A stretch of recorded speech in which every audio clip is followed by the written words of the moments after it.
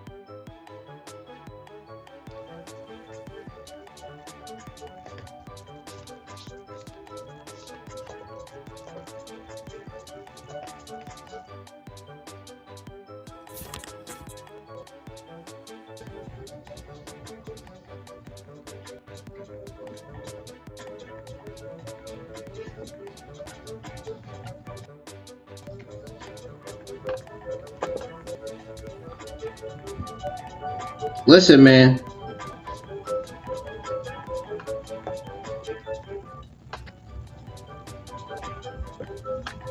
I told y'all. I fucking told y'all, man.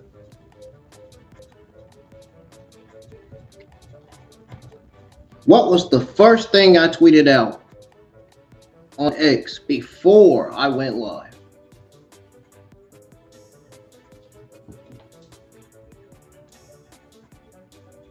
I told y'all. Ladies and gentlemen, welcome back to another live stream. This is your very first WWE SmackDown watch along and results of 2026. Welcome to the IWN YouTube channel. If you are new, hit that and on the bell all notifications. Let's get some likes on the stream.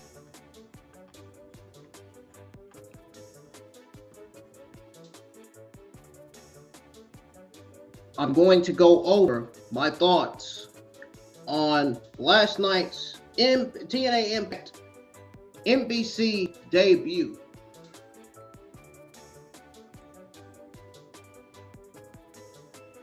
I'm going to give y'all my overall thoughts and grade on that. And then I'm going to give you all my overall thoughts and grade on this week's episode of SmackDown when I come back from stepping away for a break.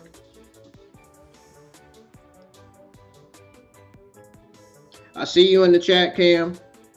Everybody that's tuned in the live chat, welcome. Everybody that's tuned in over on Twitter X, I hope you guys are hyped and excited as much as I am for this show. My prediction for this show already that it's going to be a solid B+ show. From looking at the card, it looked like a solid B+ card. Meaning this show is going to deliver tonight. I don't need no spoilers. I already said it on Twitter.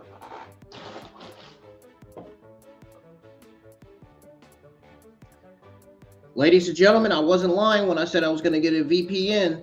I got it. Wasn't lying when I said I was going to be doing SmackDown watch along starting tonight. I'm here. The SmackDown watch along is live. I wasn't lying when I said I'm going to be watching SmackDown and the WWE Premium Live events on Netflix internationally. It's on here. It's on here. So without further ado, let's go ahead and get straight into the episode.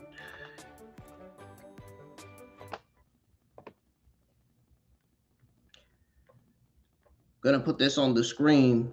Just a reminder. It's just a little reminder. That's all.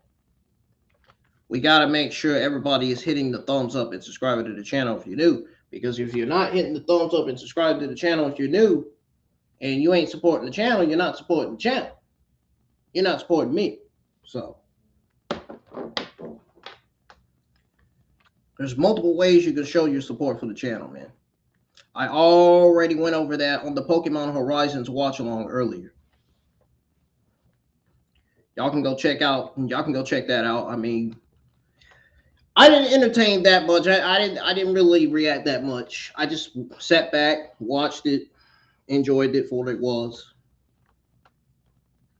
I can't wait for Pokemon Horizons Rising Hope season 3, episodes 9, 10, 11, and 12. I think those episodes are going to be pretty interesting.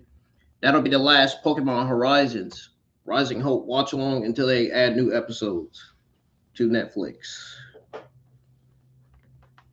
I said that on my Horizons watch along earlier. I thought I said that here too, in case anybody didn't get that.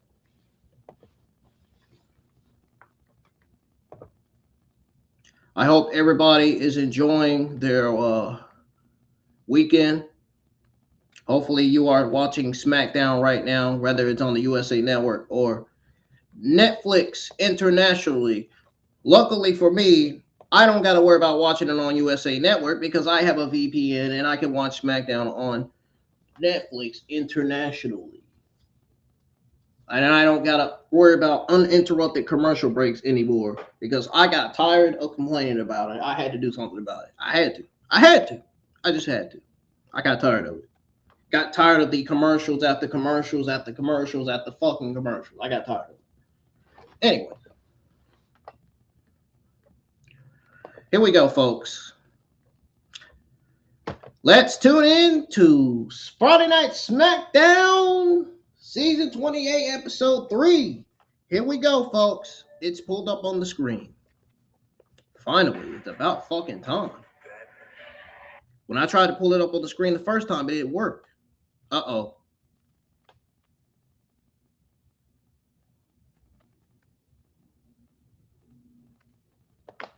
I may have to connect to another server. Yeah, I'm going to have to connect to another server. Because, yeah, that just happened.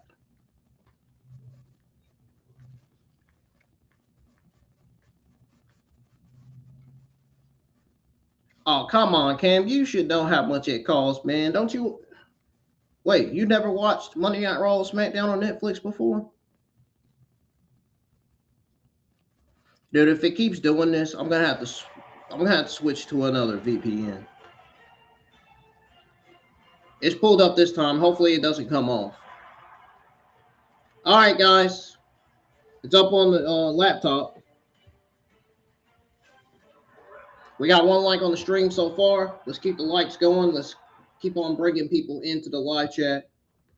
Yeah, no. Yeah, we're gonna have to switch servers. This is not the UK London server is not working for Netflix, dude. We're gonna have to switch the server.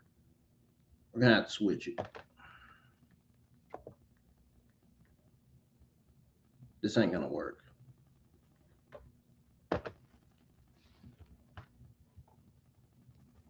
It worked. It worked earlier. I don't understand why it ain't working now. Well, I switched servers. I had to. Because the London server was not working. It's something going on with it. It's something suspicious going on with it. All right, what are we talking? Mute this because I don't know copyright.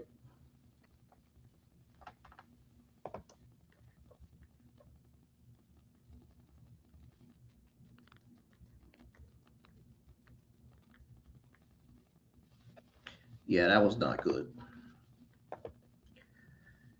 Yeah, that was no good.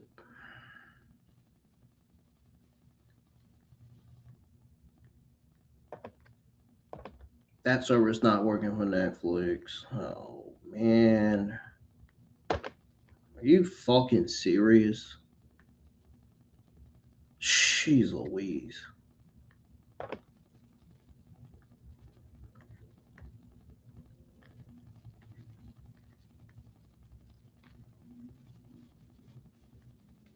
There we go. Ugh. Shit was pissing me off. I'm on the Australian server. Please don't take this shit down.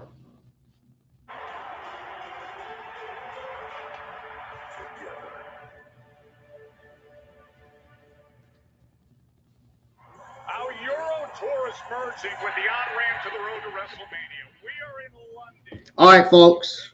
It's pulled up on the screen. Bro, I don't do that anymore, man.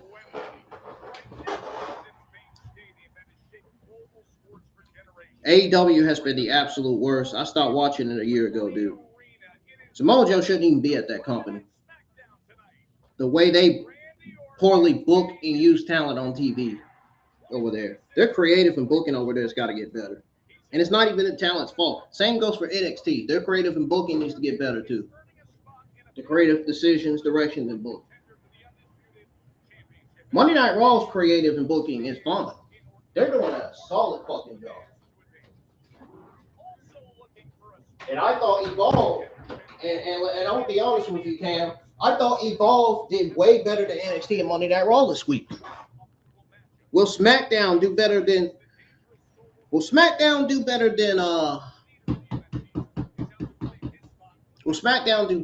Evolve, NXT, and Raw this week?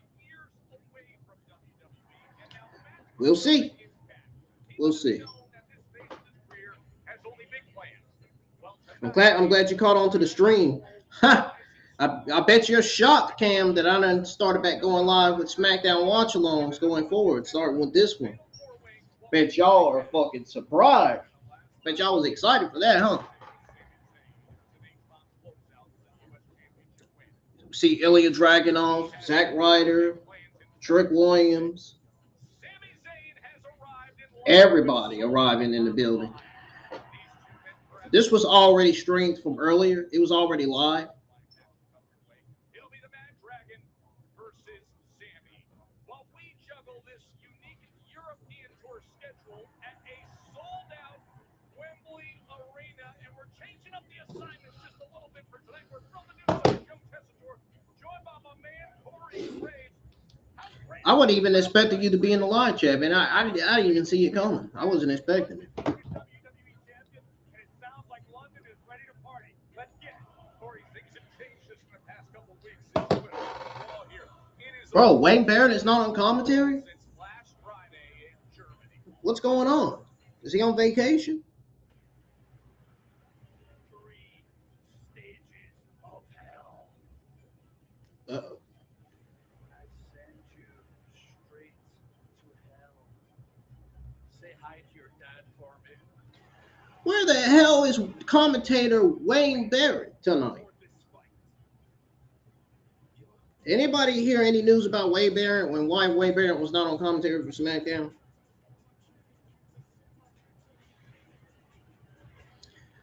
I wonder if we got the debut of Powerhouse Hobbs tonight. Probably not. Because the same happened with the episode of Monday Night Raw where Jericho was rumored to make his Raw debut, and that didn't happen. Or make his Raw return, that didn't happen. His WWE return, rather.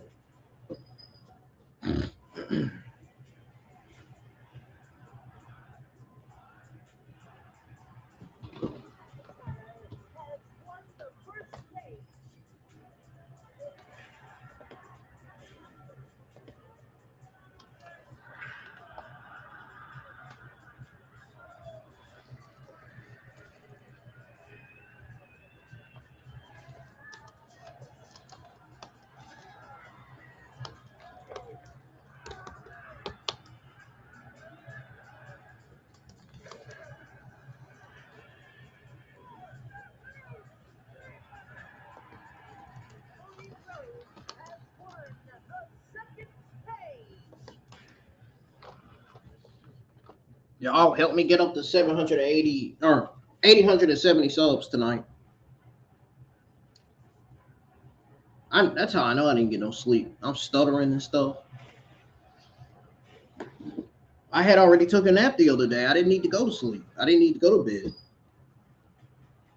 I had the energy to do everything all morning.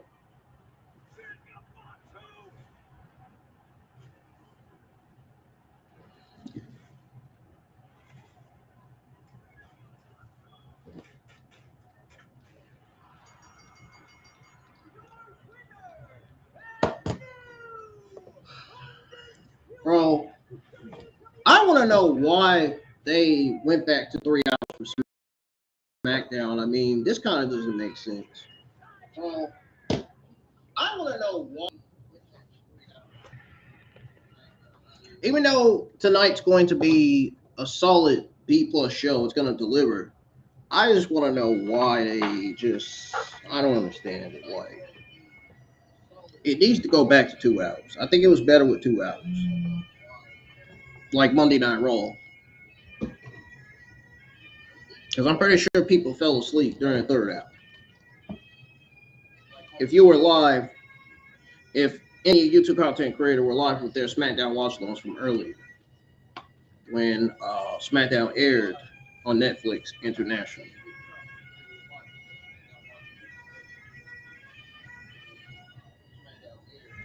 And it kicks off with the Scottish Warrior, the Scottish psychopath, Drew McIntyre.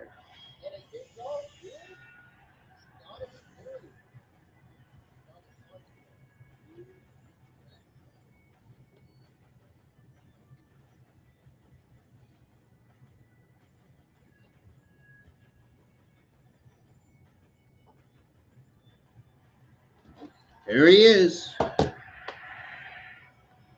I even got the volume low enough. Can y'all hear? Anybody hear?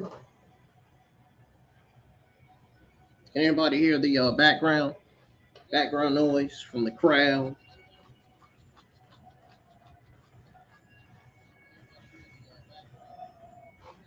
Noise from the crowd.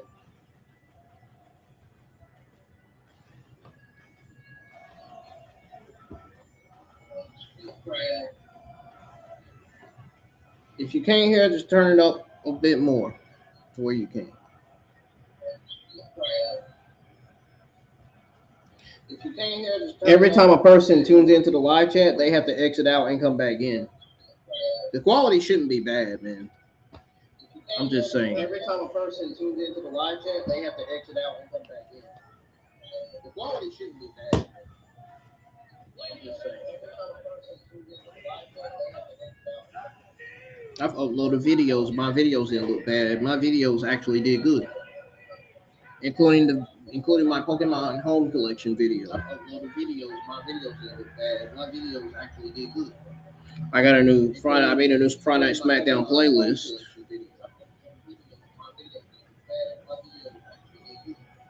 I made a new Friday Night SmackDown playlist.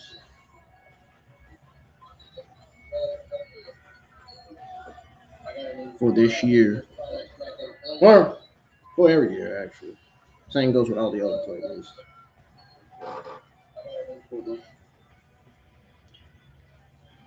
I know y'all probably can't read my language. You're like, they're probably like, what the hell is IWN saying, man?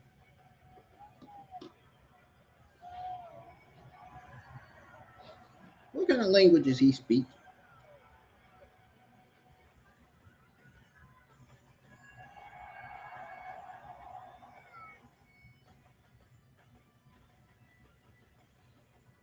Drew McIntyre taking his time getting in the ring.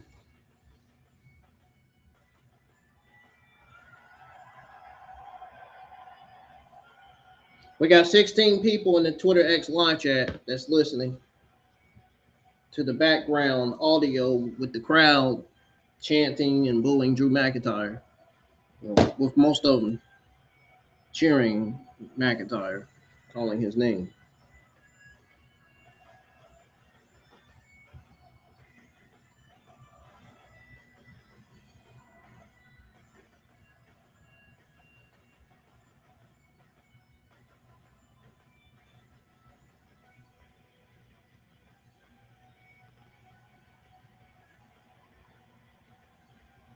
Again, I'm gonna go over my overall.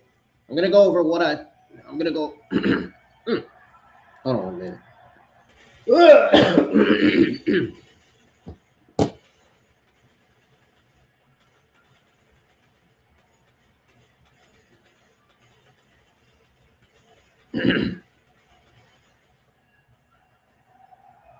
I'm gonna go over my overall thoughts and grade on TNA Impact's AMC debut. I'm gonna say exactly what I said on Twitter X yesterday. McIntyre looked in the mirror and could say to himself, with all honesty, it was Obviously, story. I'm gonna have good things to say about SmackDown tonight. Maybe. I'm predicting that it's going to be a solid B show, so that means it's going to deliver.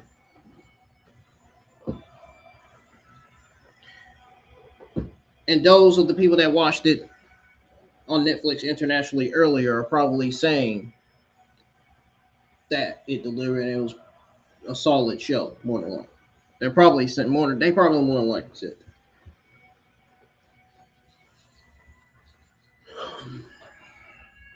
Look at Drew.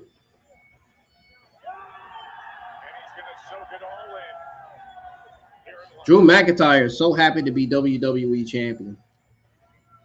He is just taking his time, man.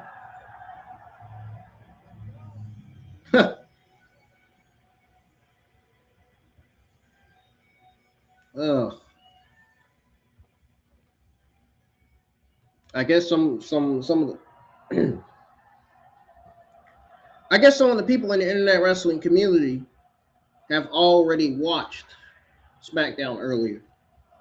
Because I've seen some YouTube content creators that are just like me that were live for Friday Night SmackDown earlier.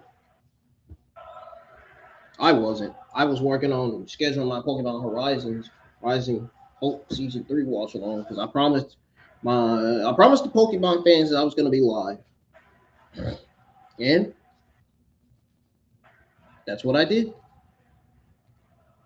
I prayed for this and it happened.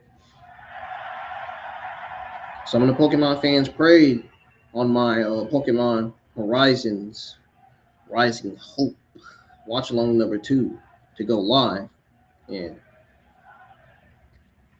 their prayers came true.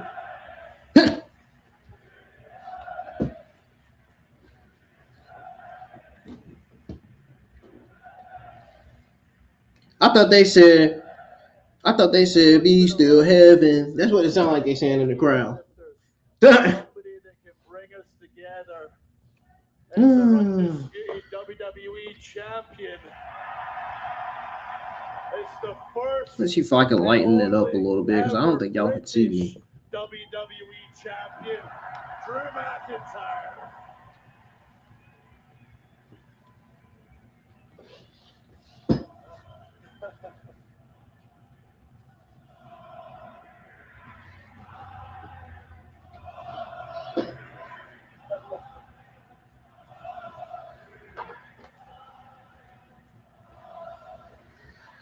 Darn. The love I've been shown the past week's incredible. Don't nobody want Cody Rhodes to be WWE Universal Champion again. Europe, including tonight, you bunch of mentalists.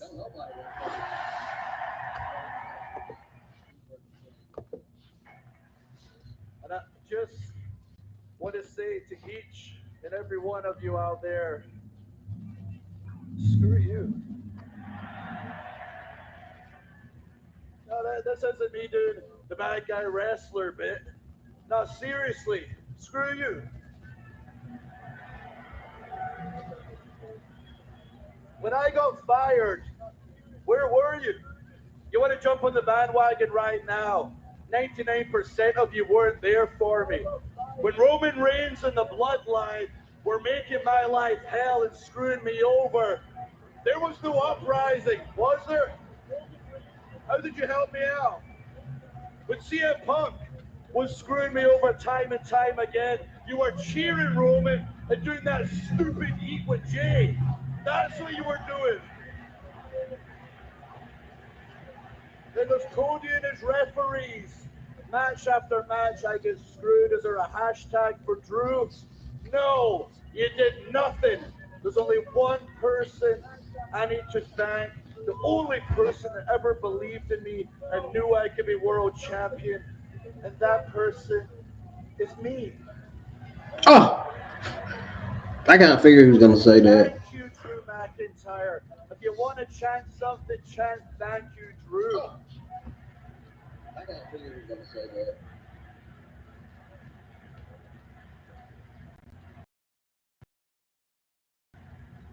There is one person. Ooh, I wonder who that one person could be. Oh, that feels good. Cody, I know you're backstage, and I know it cuts like a knife every time I say this.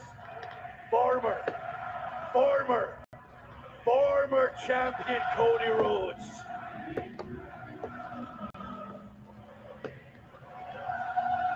They still cheering for him. That's right, former champion Cody Rhodes.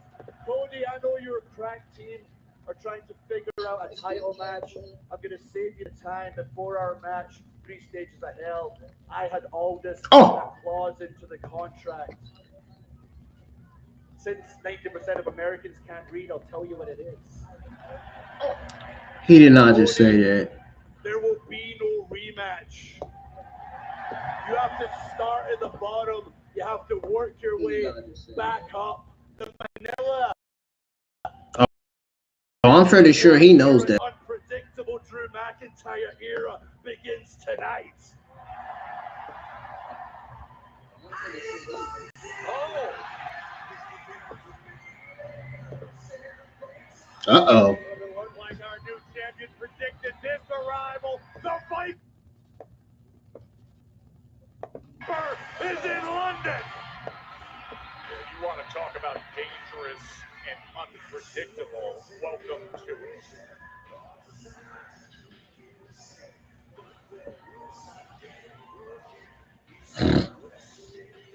The 4-time world champion in the ring, while the 14-time world champion. He loves to hate. I am the boy and the power to your fate. I hear voices.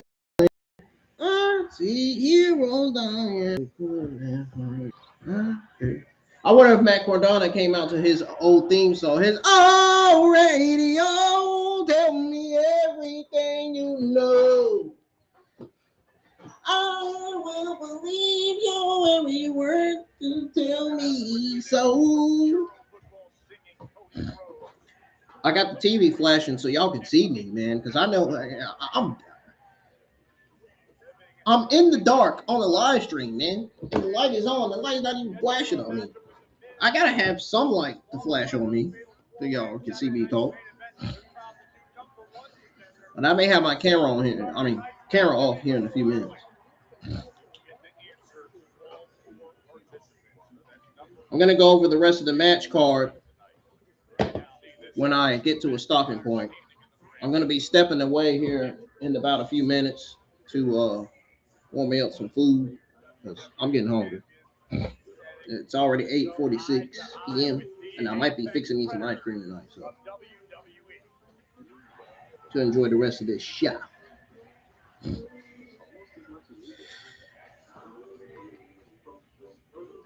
Oops, I meant to mute this TV. I cut it on, but the volume is on. Now I muted it. Finally. I'm watching Netflix on the laptop while I'm live. I'm live with this SmackDown watch along. It feels great to be back doing SmackDown watch alongs every Friday nights. I figured y'all would be excited about this. I think you and all of these people in London know Most of y'all be the most watch alongs that y'all tuned into are my Monday Night Raw watch alongs. Y'all tuned into my Monday Night Raw watch alongs more than you have tuned into my NXT and Evolve watch alongs. That's saying a lot.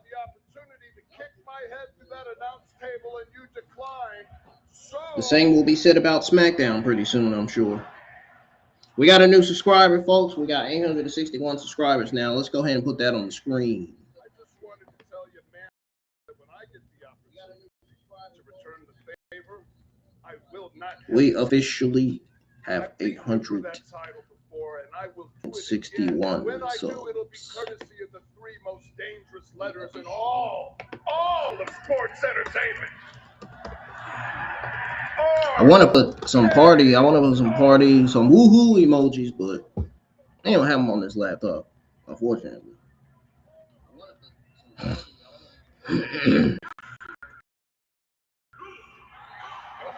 Huh? Wait a minute. Is that who I think it is? Shockingly to interrupt the 3 stages of hell. Jacob Bob 2. The only reason why Drew McIntyre won was because of Jacob Fatu. That's the reason why Drew McIntyre is the new WWE Undisputed Champion. Jacob Fatu storming toward the ring, much to the dismay of He's the whole reason why he won that championship. who's stuck between a rock and a hard place right now. He's coming straight to him, and he's getting after him. He levels the Undisputed Champion with a right hand, smashes his head into the announce desk. Jacob Fatu is on the loose once again. Oh, right into the post. And Drew McIntyre's trying to get away. And one elbow creates enough separation to seemingly do so as Fatu wants to chase him down through Wembley Arena. McIntyre forced to hightail it out of here. Wait a minute. Oh, that's the Miz. Skull-crushing finale, the Miz. They're set to go at it. The qualifying match begins next. This January. All right, folks, I'll be right back. I want to warm me up some food real quick. Don't go anywhere. Don't go anywhere. Stick around. We'll be right back with some more WWE SmackDown Season 28, Episode 3.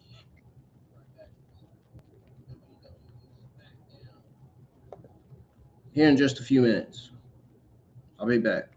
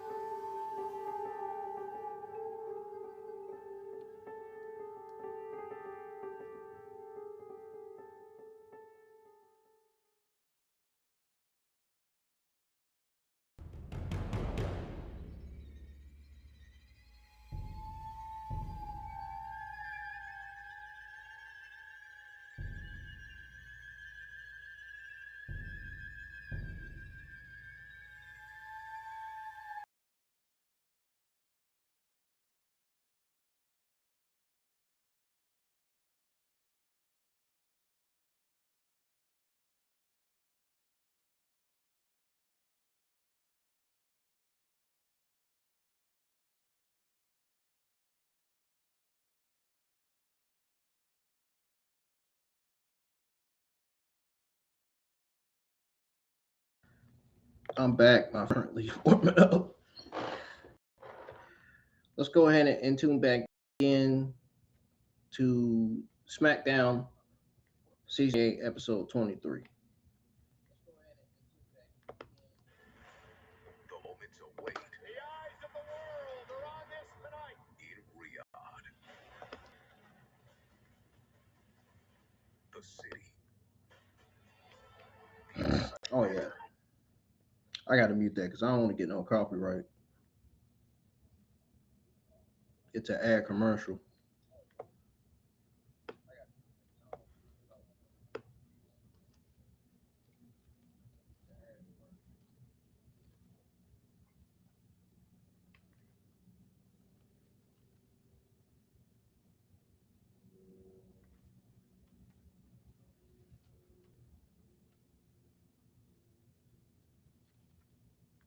Luckily, it's only one. Thank God. Four-way, which will be on Saturday night's main event this season, to be in position to battle Drew McIntyre. It is Randy Orton. All right, so listen up, everybody. Let's go over the rest of the match for tonight. Still to come, we'll be seeing Carmelo Hayes defending his United States Championship in the Open Challenge. Any UK star can show up. I think it's going to be Leon Slater. Randy Orton versus The Miz in a number one contenders qualifying match happening right now. We still got Matt Cardona versus Trick Williams in a number one contenders qualifying match. Damian Priest versus Sikoa in the number one contenders qualifying match. And same goes for Sami Zayn taking on Ilja Dragunov in a number one contenders qualifying match. So these are almost all qualifying matches. Except for Drew McIntyre coming out in the Carmelo Hayes United States Championship Open Challenge.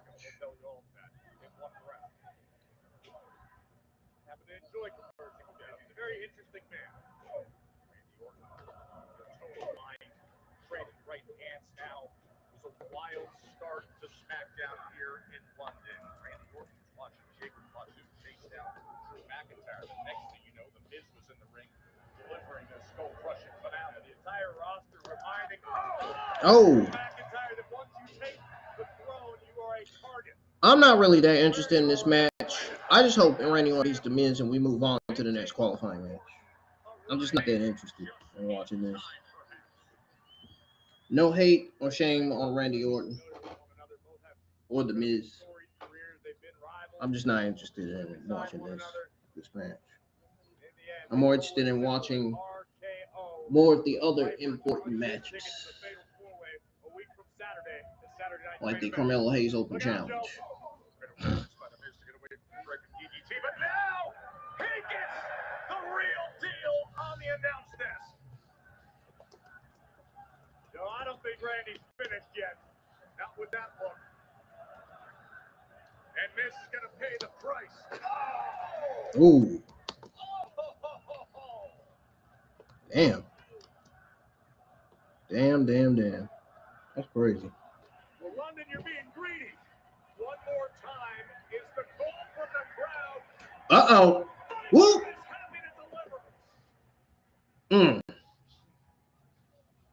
Breaking the count in order to inflict even more damage to the A-lister. Things beginning to look bleak already for The Miz. Orton giving chase back inside now. Once again, looking for the draping DDT. Those of you that are tuning in, welcome. You haven't missed a single match yet. The only match commentary is commentating right now is Orton versus Miz. Despite the pre-match attack executed by The Miz, the tables have turned. Other matches haven't happened yet.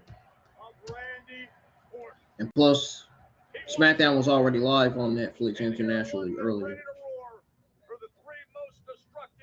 If I should have known it was going live earlier, I would have been live earlier, but I like going live at nights better.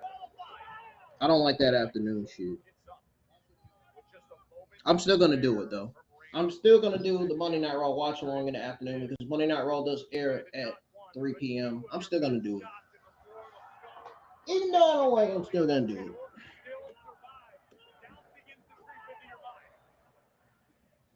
Even though I don't like that time slot. Going for it again, Corey. Sends it coming that time. No RKO there. Looking for a quick one from the man. Short dance. There it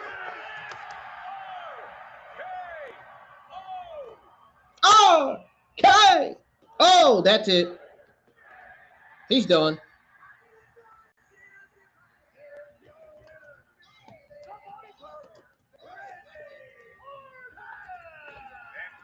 The Miz is out from that RKO. Woo!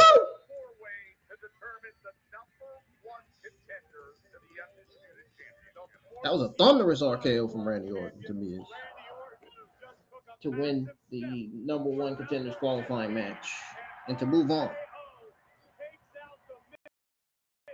to the next round.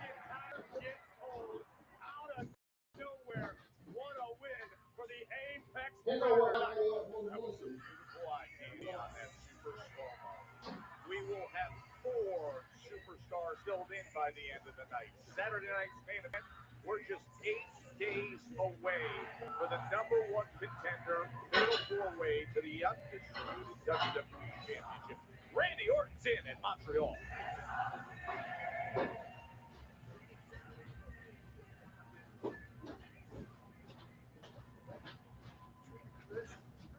Drew looks like he's leaving out the building. Actually, the first time that we are talking, it's kind of nice. And I see you obviously have some problems in the back of your head, so let me get this right. Tonight, I will beat Sami Zayn, and I will step 1 step closer to that. Drew, I won a championship on my first night back, simply because I don't fight like a sane man. Right now, I just don't care. There's a mentalist after me. Tell you what, you win your match tonight, you win the 4-way, I'll see you in the Rumble. I didn't knock out Jacob's teeth, I'll sure as hell knock out yours.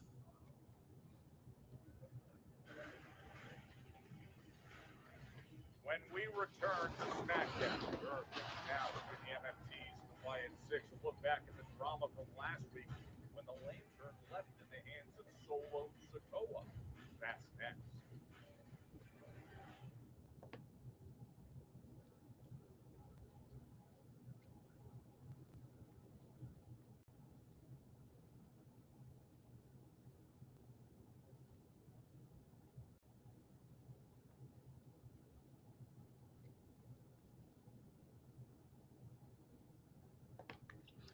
Be right back.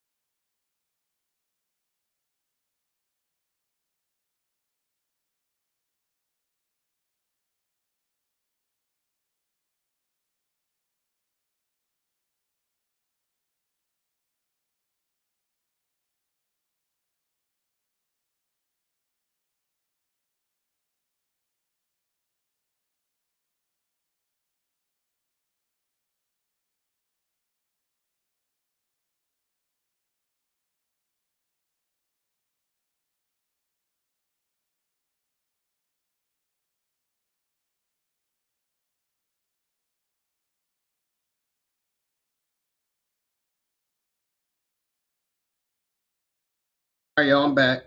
Let's go ahead and tune back in. Let's go ahead and tune back into WWE Friday Night SmackDown, Season 28, Episode 3, even further.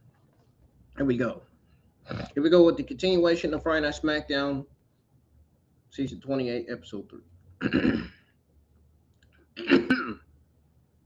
You know, my throat, man.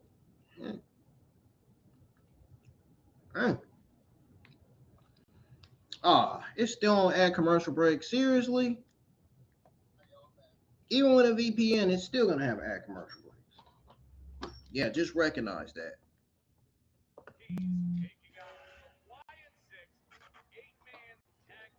Oh, gee, great.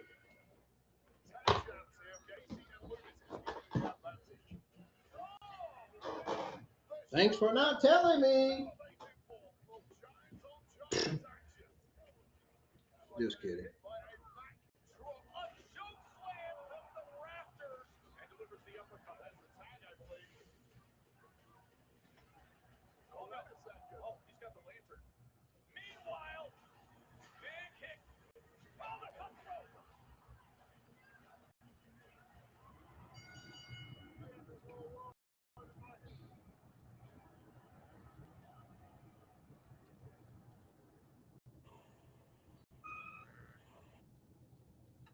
The hell?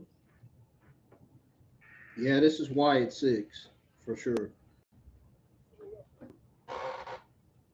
think you stole our light, but you just inherited the weight of what it really means. The lantern has never been a weapon Evolve Watch Along just reached to carry 100 views. to the dark. Doesn't carry us. It does not belong in the hands of someone that believes taking it is more powerful than its true purpose. It will come back to us. Like a moth to a flame. We will not rest until it's home.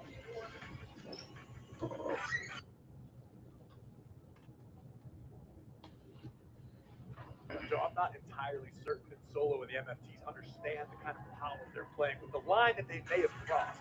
It could come back to bite. Yeah, I refer to it as the spiritual beacon that lantern there. Let's turn our attention to the fiercely competitive women's tag team division. Corey, last week, Nia Jax, Lash Legend again, let it be known they will stop at nothing. Alexa Bliss one-on-one with United States champion Julia figured Kiana James could be a problem in this matchup. A DDT to the champion Alexa would then turn her attention to the business associate of Julia with a right hand. What Alexa didn't account for was the potential of Lash Legend and Nia Jax getting involved. And Northern Lights bomb from Julia picking up the W. I heard that. Go from bad for Miss Bliss to even worse at the hands of two of the most powerful superstars in WWE, Nia Jax and Lash Legend, who would lay waste to Alexa with an annihilator.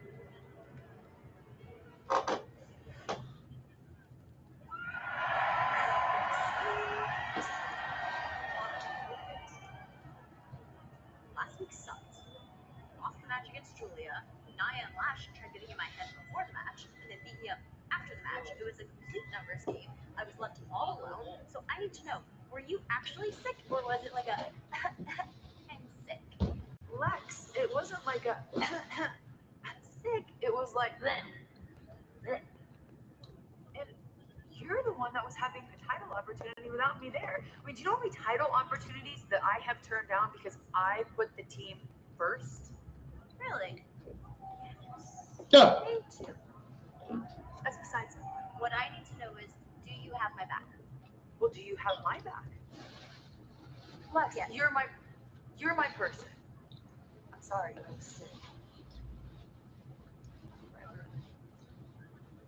I'm gonna stretch. Real cute. You know, you have no reason to trust me, but that is typical Alexa. You know, she makes you feel guilty and walks away like she's the victim. I mean, she has a really good attitude. No, you're right. I don't trust you. And the next time you give me unsolicited advice, you're not going to like my response. And this charade, I know why Lexi isn't friends with you anymore. And you've changed. Let her live ignorant. I was trying to be kind.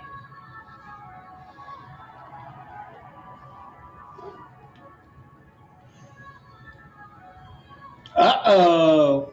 One of my favorite WWE. One of my main favorite WWE female superstars of all time. The beautiful Madness. The two-time WWE United States Women's Champion.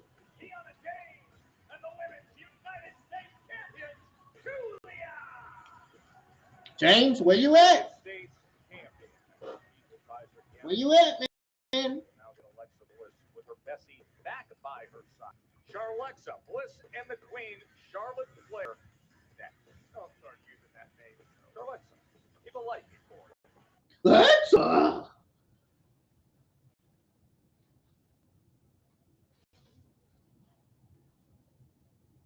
Alexa.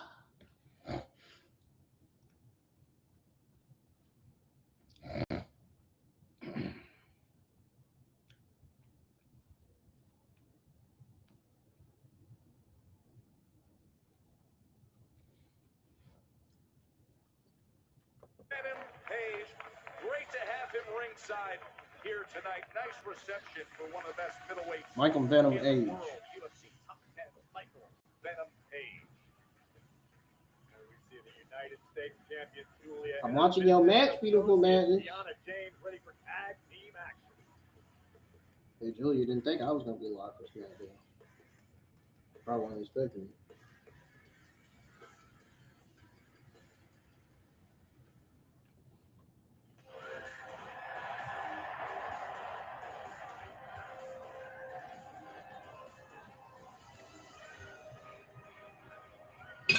Ah!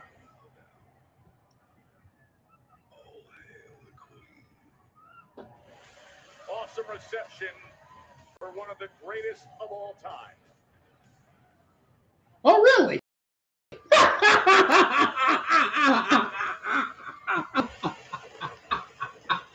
Joe's a fucking comedian. Man, he talking about some Charlotte is the great.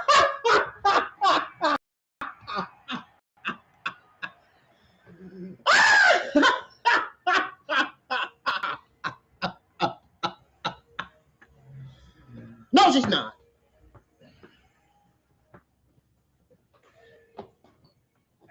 Sorry, no, she's not. The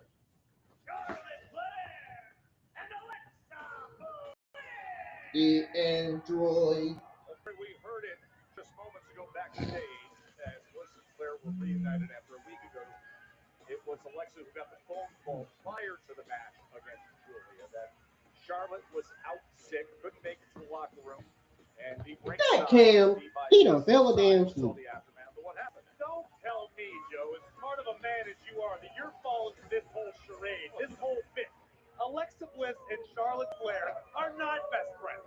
They never have been. They never will be. They are two of the greatest individual superstars in WWE history. But this whole frenemies thing, this ain't it. This is all means to an end. Mark my words. Yeah, but they do the little heart thing with their hands, where one half, and then they make the, I'm not doing it with you, Joe. We're not doing it. No, we're not even on camera. You take your hand and then the little. Yeah, no, I know what it is. Look, Charlotte Flair. I can't wait for you to do that. Alexa Bliss, great. Oh, The machine is not great with the sum of its parts, in my humble opinion. Whereas on the other side of the ring, you've got Deanna James, you've got Julia, who make no false assumptions about the nature of their business, of their relationship. It is strictly professional. It's about money, it's about success, it's about opportunities. And think of the opportunities that will come their way. They're able to knock off Charlotte Flair and Alexa Bliss. So you give credit to this woman who's in the ring right now, Deanna James, for the job that she has done and everything guiding Julia back to the United States. Really? A women's tag match? Started her. I wonder how many people watch this tonight. And I would say that Deanna has necessarily guided Julia so much as facilitated the process. Sure, Kiana uses her business acumen, which she has beyond our industry, to secure opportunities, to make sure that Julia is getting the chances she deserves. Tell the fans, say, shut your head. Alexa Bliss gets all over Kiana James. Good start for Bliss. Oh, a big knee. Oh, damn. Kiana James just followed her into the ropes and now delivers the suplex. And I think somehow Kiana James has flown under the radar here in WWE. This is a young woman who improves each and every time she steps into the ring. She's in there holding her own with one of the best of all time, Charlotte Flair, right now. And I don't think that should be overlooked. Bro, they still the commentary got some nerve to call Charlotte Flair the best. And then on top of that, Joe called her the greatest of all. I find that to be so freaking hilarious, man. That they're calling her the greatest of all time. Oh, look at this. You're telling me that's not friendship, that's not synchronicity and teamwork here?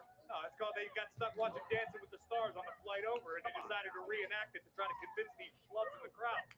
Oh, big right hand from Alexa. And there goes Julia. As Julia and Kiana James Beautiful madness. take control here in London. Tag team action. Charlotte Flair and Alexa Bliss against Julia and Kiana. No commercials. In your fucking face, WWE. Right now for you. And this is just classic tag team strategy being employed very Yeah, successfully. you ain't doing that shit to me this damn time. James and Ain't Julia did a happening. great job of cutting It ain't the happening, ring man. down. It ain't happening. These commercials ain't happening no more, man. I'm tired of it. You can feel the urgency of Kiana James right now trying to stop Bliss from making the tag. And diving just to grab that leg. And here comes the queen, Oh, Charlotte Lord. Flair. This crowd. Where's my fucking pillow, man? Flair chops come in. Oh, how about a little for Julia as well? Lucky I don't have it. Every which way.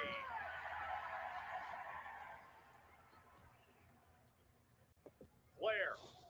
Oh, that walkover. Clothesline delivered.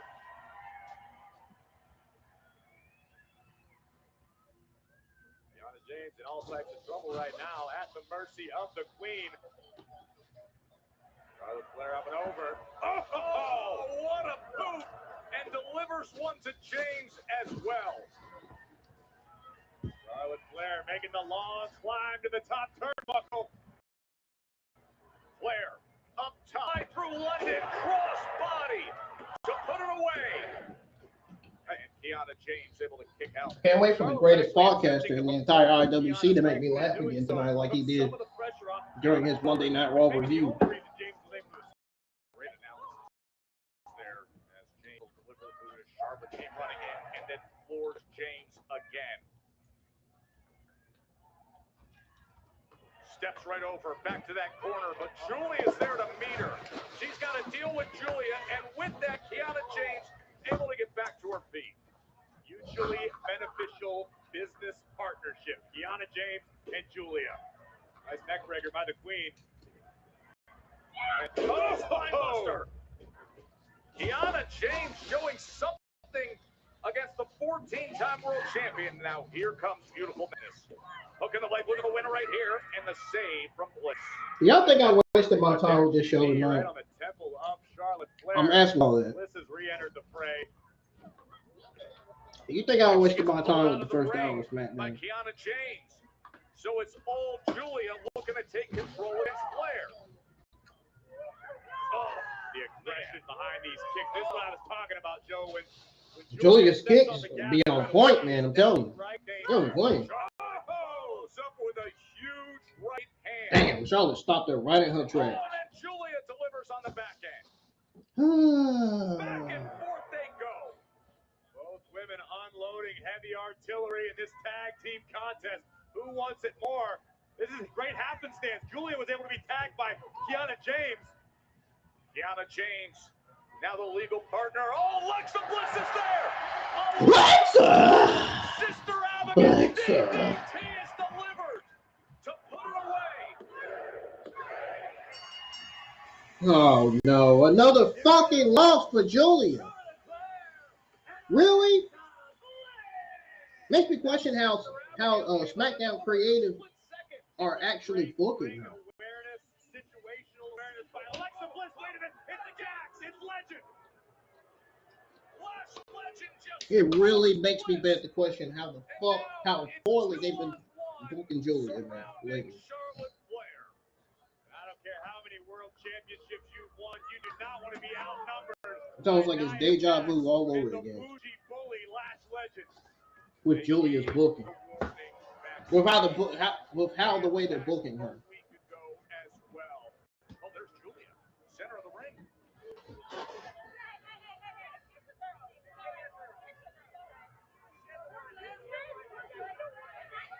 James holding her back, saying we're good. Trying to be the voice of reason. And she does, she holds her back. Damn. It was one of the most stunning nights in SmackDown history. The 3 stations of hell. Now, where does it leave Cody Rhodes? We will Stop playing for these hear women beat my head. from the American Nightmare coming off the loss of the Undisputed Championship to Drew McIntyre next.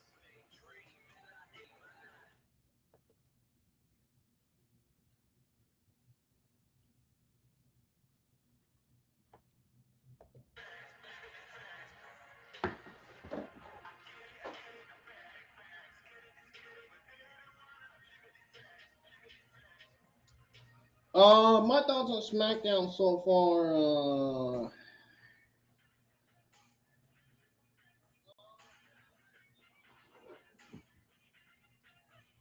I really don't want to say right now. I just hope both teams have fun. Oh, I mean, Bo, I'm really trying to you're wait to the absolutely end. right. This is just more than Atlanta. I could see the millions of fireflies across the world. I mean, it's not doing too bad.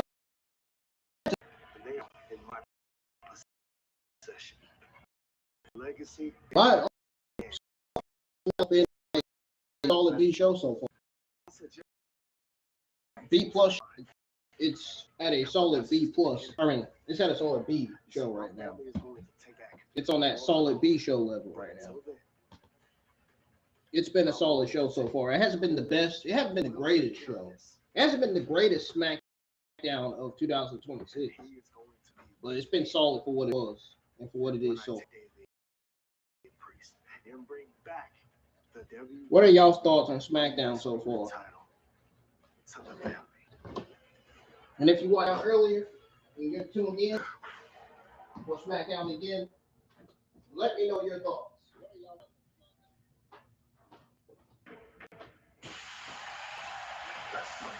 Uh-oh.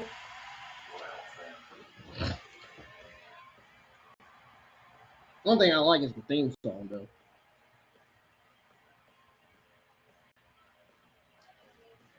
Cody Rhodes is going to come out mad, man, because he lost that championship. He knows he don't have that Universal Championship on his shoulders anymore. Most people say he had a boring run as Universal Champion. I can't argue. I can't argue with that. I mean, he did have somewhat of a boring run as Universal Champion. Not gonna lie. For Undisputed Champion. That's what I meant to say.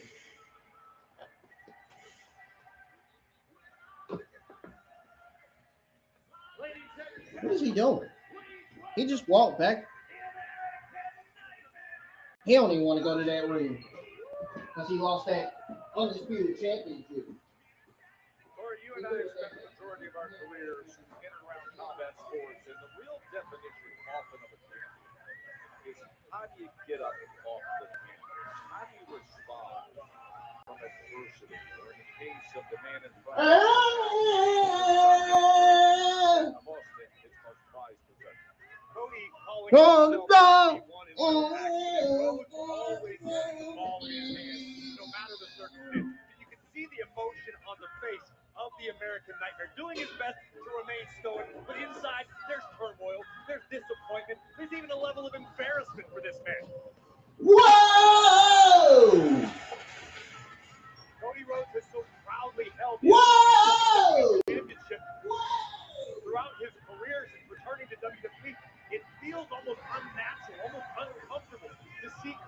here without that ear-to-ear grin, without the gold wrapped around his waist. Hopefully we get some answers here. Yeah, you sum it up perfectly. As soon as he entered in front of this massive sold-out crowd, my first thought was something's missing. And now we can hear.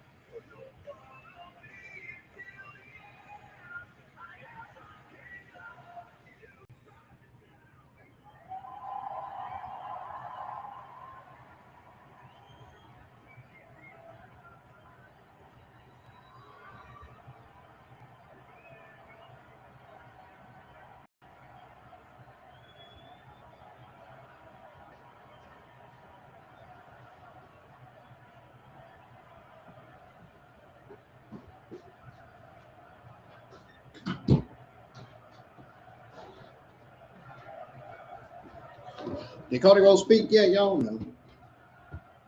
Make sure y'all hit the thumbs up. We still only got 1 like on the stream. Let's get it 3 or 4 likes on the stream tonight. And subscribe to the channel if you're new. We're still at 861. Well, that sounds... I know I probably sound the same that I sound earlier. Because I ain't no damn sleep, man. Look at that. Yesterday, I took an air nap. I got up, man. I was feeling up. I said, man, I'm supposed to go to that during Pokemon Horizon stream Friday.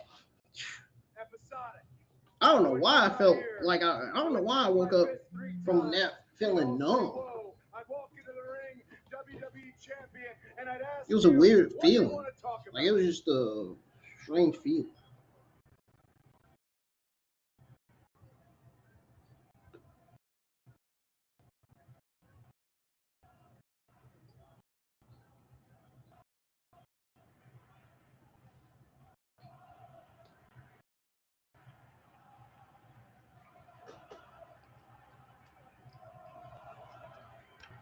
About to tweet out my thought on women's tag team match.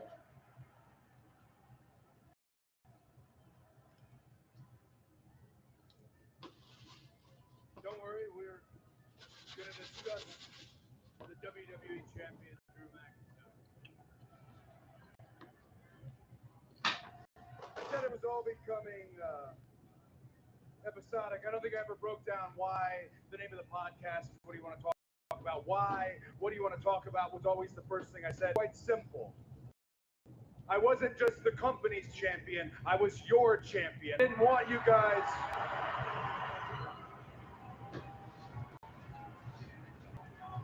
I didn't want you guys to be spectators. I wanted you guys to be teammates. But somewhere along the line, perhaps I got comfortable with episodic. Dare I say, even predictable. I did not see all the eventualities, all the ways which I could lose. Or is Drew McIntyre just that good?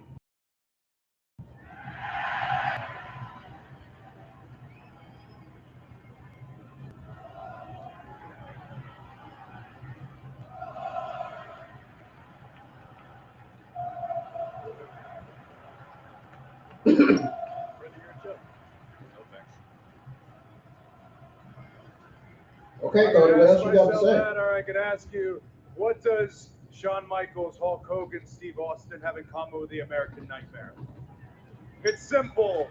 We are the only ones who ever went back to back at a Royal Rumble.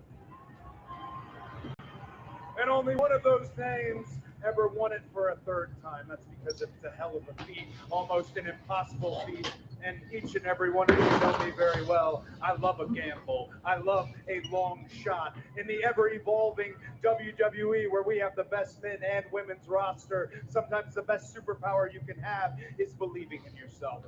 So here and now, in a city that means a great deal to me, a city that I came to and wrestled every weekend at What Culture Pro Wrestling to sharpen my skills and come back the American Nightmare, in a city that does deserve a WrestleMania, in a city that gave me a Blue Peter badge.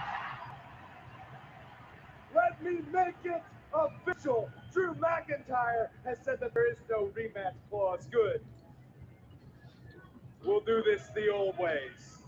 I am officially declaring myself the first entrant in the 2026 Royal Rumble.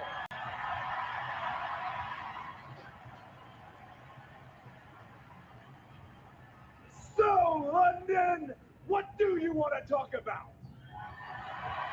Let's talk about Jacob Fatu.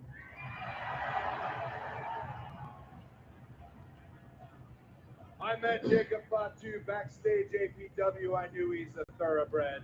I watched Jacob Fatu wrestle solo Sikoa, and I knew he was on the come up. Jacob Fatu is a young veteran in our industry. But as a young veteran, I am aware, I'm absolutely positive he knows what the word receipt means.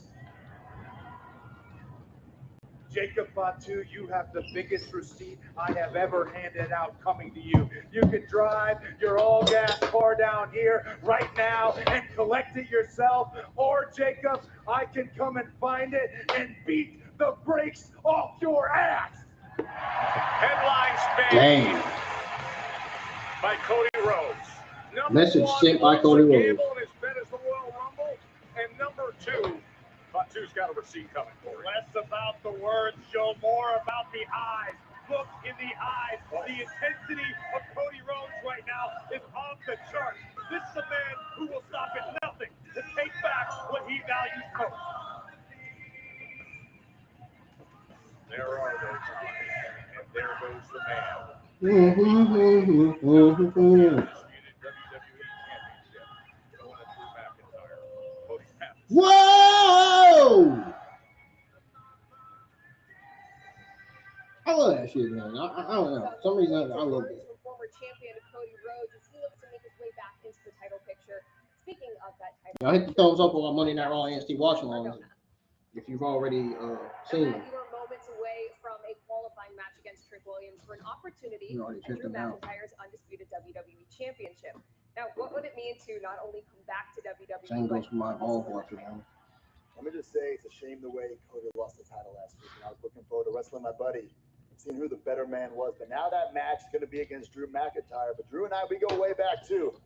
Check the history books. Drew's first match in WWE was against me. Just like Cody, just like Drew, I had to leave WWE to find myself, to reinvent myself. But I'm back now. And unlike Cody and Drew, former WWE champions, and I'm not. Yes, I'm not just back to be back. I am back for a spot at the top. My journey, the ups and downs, the grind, it all led me back here. I am back to be the undisputed WWE champion. I am back to be the undisputed WWE champion. Well, you heard the man. Let's head out to the arena. Kathy Kelly with Matt Cardona. Uh-oh. I knew this match was about to come up.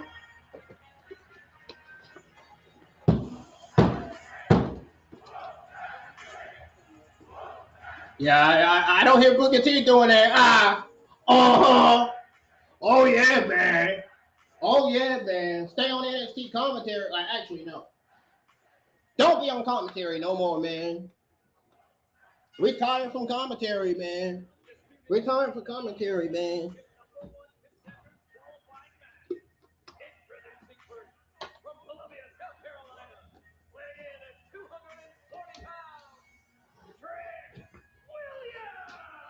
He always cuts Vince Joseph off on commentary. Vince Joseph can't never get his fucking point across. I'm sure y'all noticed that watching NXT. That's that man, Joseph. It is Mr. Whoop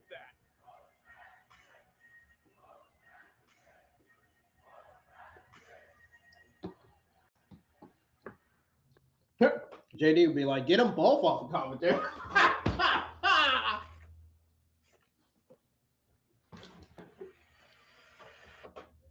WrestleMania Vegas. It's anyone's game.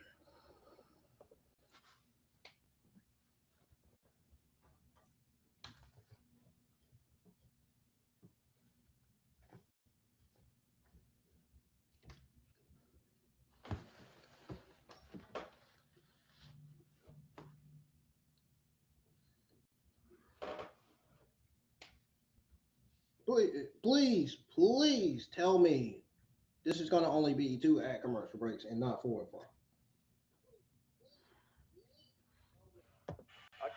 Oh, good. It's back on. Ooh, thank God it's only one ad. Come on. Stephanie has Bailey as her guest, and the Raw recap, Liv Morgan and Roxanne Perez with Sam and Megan. Always. Great reception. This atmosphere has been incredible, Joe. You know why? Because Trick Williams is a star in every sense of the word. This man He more than just a star, a main eventer, former 2-time or 3-time NXT champion.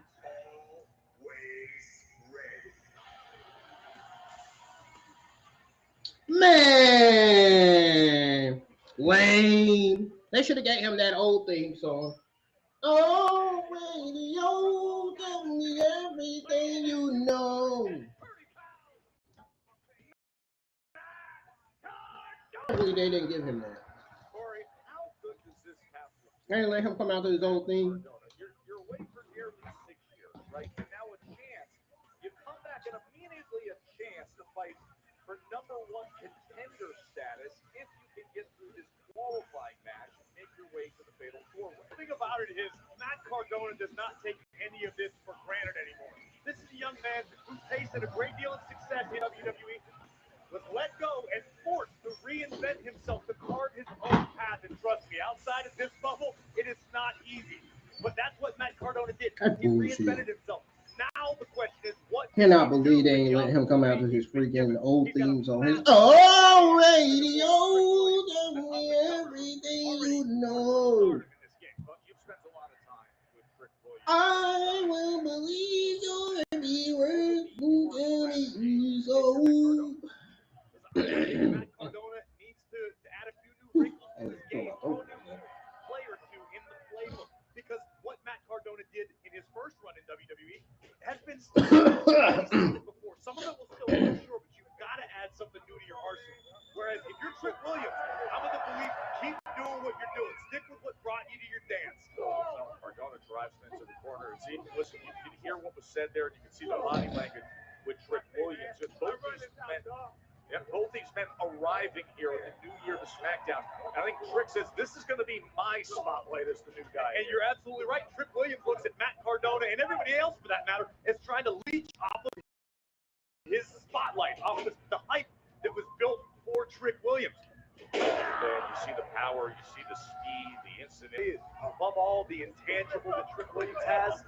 Oh, wait, it is on another level. I got this on stuck in my head now. Oh, Lord. Trick Williams believes in his own ability. Oh, wait, tell me everything you know. Get up to Cardona. My question for you is, Joe, when are you going to get yourself a pair of 11 pepper steps? Do you think they sell this on Harrods? I think you look more like Pee Wee Herman walking down the bar. Face first goes Williams. Cardona now mounting an offensive attack here as he sends Trick Williams out into the floor. And Matt Cardona understands how much hype is surrounding Trick Williams right now. Cardona would love to be the dude that shuts him up and earns his entry into the fatal 4-way. Gathering momentum here. Matt Cardona. Undisputed WWE Championship #1 contender qualifier.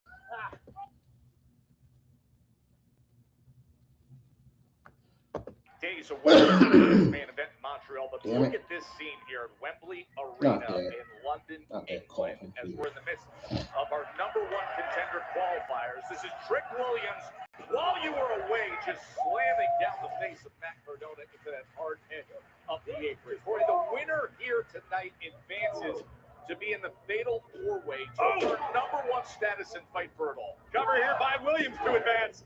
You're right. As we mentioned moments ago, the list has already been populated. I was thinking Jack Ryder his old radio thing. Look at the aggression. Why they gotta have him come after that thing? Matt Cardona. Round and pound with Cardona having returned nearly 6 years away from WWE. You mentioned Randy Orton. He got the best of the Miz with a spectacular, jaw-dropping RKO to open up the evening and put away the Miz to advance to Montreal. Jawbreaker by Cardona creates a little bit of separation. Oh, he was looking for that trick shot, that big running pump knee. So dangerous is Williams when he revs the engine. Oh, a capoeira kick. Single MVP Michael Bennett Page is probably blushing after seeing that. Of course, top 10 UFC middleweight is sitting ringside right behind us to take in the action here in London. Cardona and both men are down. It was a desperate maneuver by Matt Cardona, but extremely effective at leveling the playing field for the moment. Which of these two men wants to advance more? Mr. Wolfman getting to his feet. I don't know. You tell me, brother. Delivering that right hand and another. I don't want no spoilers. Seen out of Cardona thus far. I still will never get used to this, though. Don't say it, Joe. Geeks Online always spreading spoilers, man. I don't need that. I'm watching the show, and I don't need that shit when I'm already watching the show. Doesn't make sense. Zigzag into the cover. Do it.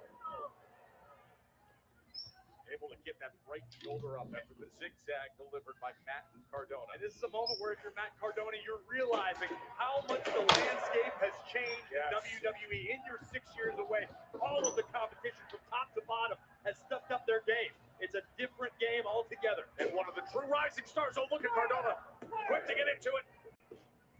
And one of the true rising stars is now opposite him. And athletically, one of the most dangerous of all in Trick Williams. In the deep water now of this qualifying match for the #1 contender fatal four-way. Smart. Trick Williams showing wisdom beyond his years. Oh no, there's Cardona as he delivers that boot right through the ropes, and Williams is leaning against the barrier now out on the floor. Could Cardona gather all this momentum and advance and qualify for that fatal four-way? Oh, Trick sends him into the ring. Boom! Oh, that'll do it. Kick to advance. No, nope. Cardona survives. He kicked out. And Trick Williams versus Matt Cardona. Trick Williams happy to apply more offense to this onslaught. Here. Great counter by Cardona. Versus Matt Cardona. A big turn for Cardona. Rick got a bit overconfident. Cardona made him pay, and he knows it. Or the Rough Rider. Able to get the knees up. What the hell is they singing in the crowd? Williams out of the way for the moment. Shut the hell up! Shut the hell up! No. I'm being rude, man. I gotta stop. I'm doing too much.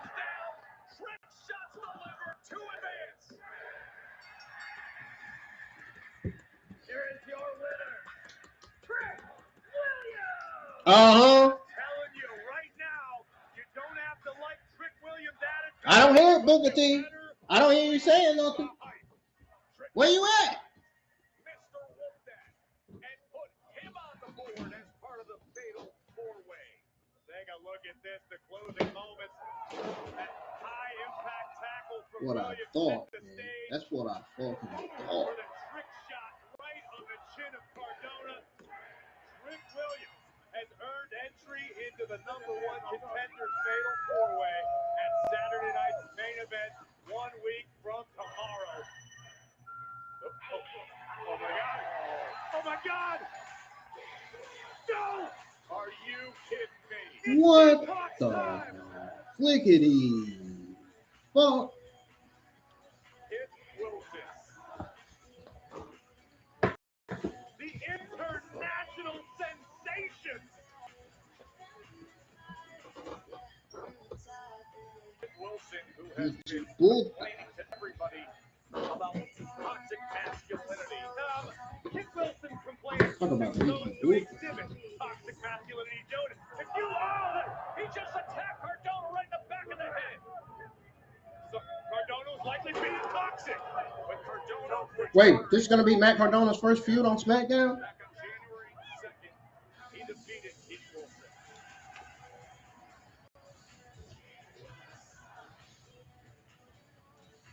He's got a match coming up next. So if Kit Wilson doesn't like you, maybe it's because you're part of the problem. Not me. The hell's he doing? Guys, I am here with Damian Priest, and Damian, a chance at Drew McIntyre and his undisputed WWE Championship is on. Watch Trick Williams come out of nowhere, You have to go through trying to show off. So, how do you prepare for an opportunity of this magnitude? Kathy, I could talk all day about Drew. We have a lot of history, but I don't want to get ahead of myself. Tonight is about Solo. Facing Solo one-on-one isn't an issue. But is it really going to be one-on-one? I don't think so. Damn, where is everybody tonight? London. I became Senor Money in the Bank. That was one versus all. So tonight, Solo, MFTs. If I got to do one versus all again, that's exactly what I'm going to do.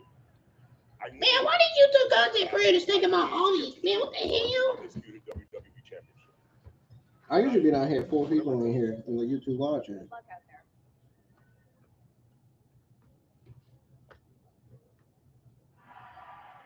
Kid Wilson's on a tear here. You all know that I'm right. Man, I thought he was leaving out the ring. Man, he stayed in the ring. He cutting a damn promo there. So I will say it again. I will let the whole world know you all need reassurance. You all need leadership. You all need me. Man, come on.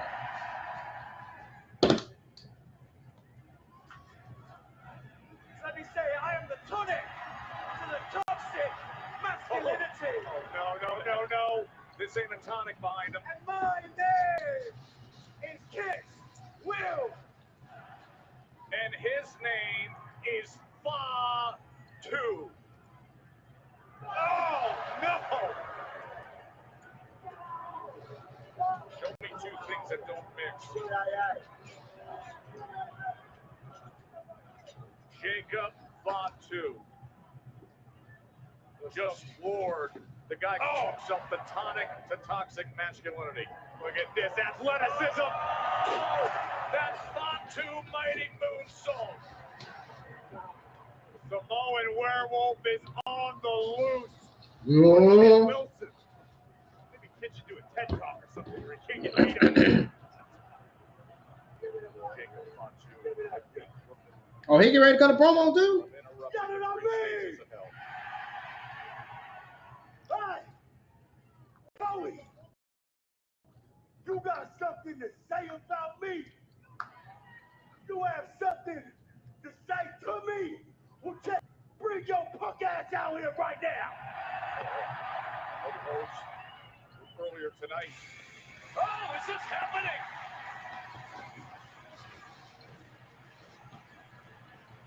Rhodes is here and ready for a fight. The American Nightmare is headed straight into Watch security come out. against Fa2. Look at this. Center of the ring. Here they go. Rhodes looking to collect on the receipt. He promised Fa2 earlier in the night. Thank God we got some security headed down. What I tell you? What I fucking tell you was gonna happen? Security, sure enough, security came right the fuck out. A week ago, Fa2 I had a good feeling that security was coming out. it cost Cody his championship as Drew McIntyre earned it by exiting the steel cage, and now the American Nightmare isn't done. Nick Aldis better be like Adam Pearce with his rage. We are in London for Friday Night SmackDown, and it has been a wild scene. And this is not the comfort of one of those champagne pods on that London Eye you see. Take us back to what happened just moments ago with Jacob Fa2 to the Samoan werewolf, and fists were flying tonight in London. Hey, Nick Aldis better go Adam Pearce angry mode. Need to borrow Adam Pearce's angry problem powers. Something. Nick Aldis has reached this decision. This is happening, Corey. This is happening next week at Saturday night's main event from Montreal, Quebec, Canada. Cody Rhodes. Oh, really? Fa2. That'll be streaming next Saturday night. We're 8 days away.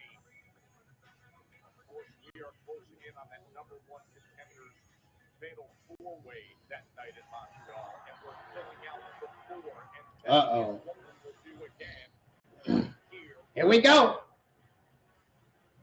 Man, play it already.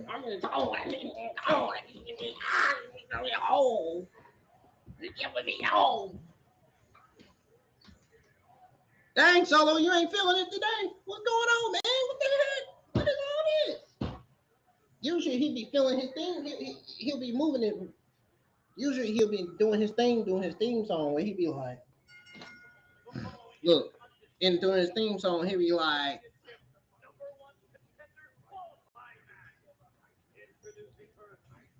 he'll be singing his theme song while he's walking the way to the ring.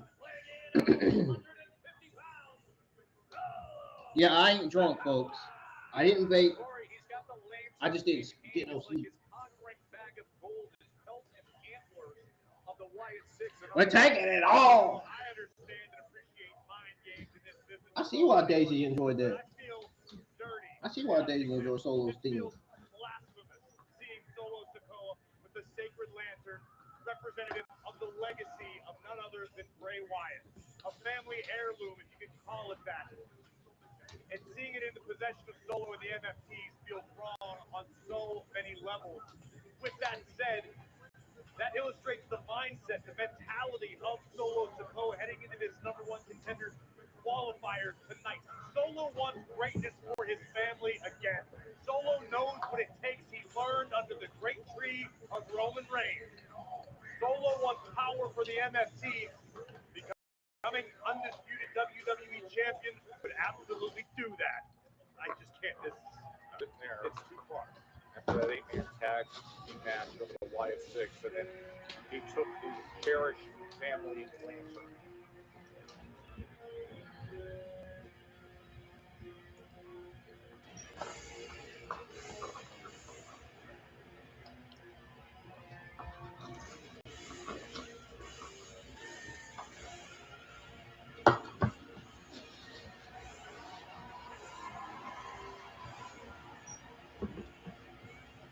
Here's Damian Priest.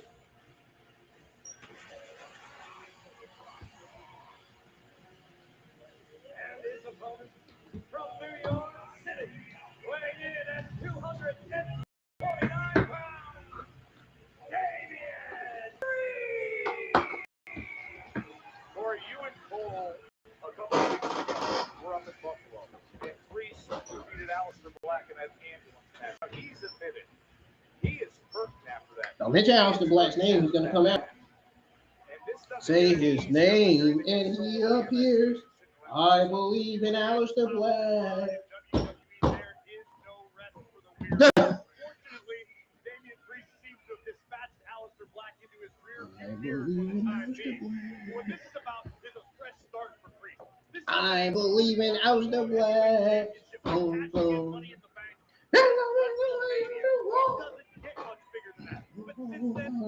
Yeah. Oh. Recapturing that feeling, that rush, that high that you can only achieve at the very pinnacle of this business. It could all begin a long journey back up the mountain. Man, I'm too excited to be live from SmackDown. Yeah, such a great feeling. It's so great to be back with brand new. It's so I can't even get it out of my mouth. That's how excited I am. I can't even get the words out of my mouth. And everything he's had to endure, all the beauty, all the damage. Man, it feels so great to be doing brand new SmackDown watch-alongs again. After I stopped doing them for 1 year. All because of the creative and booking flop that SmackDown had going on.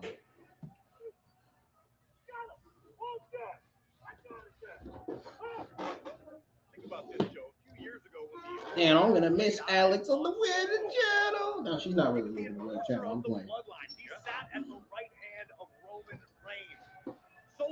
I'll see her tomorrow. I can see her. I can see Alex. I can see. Very seriously, and intends to live up to those expectations. Alex tomorrow.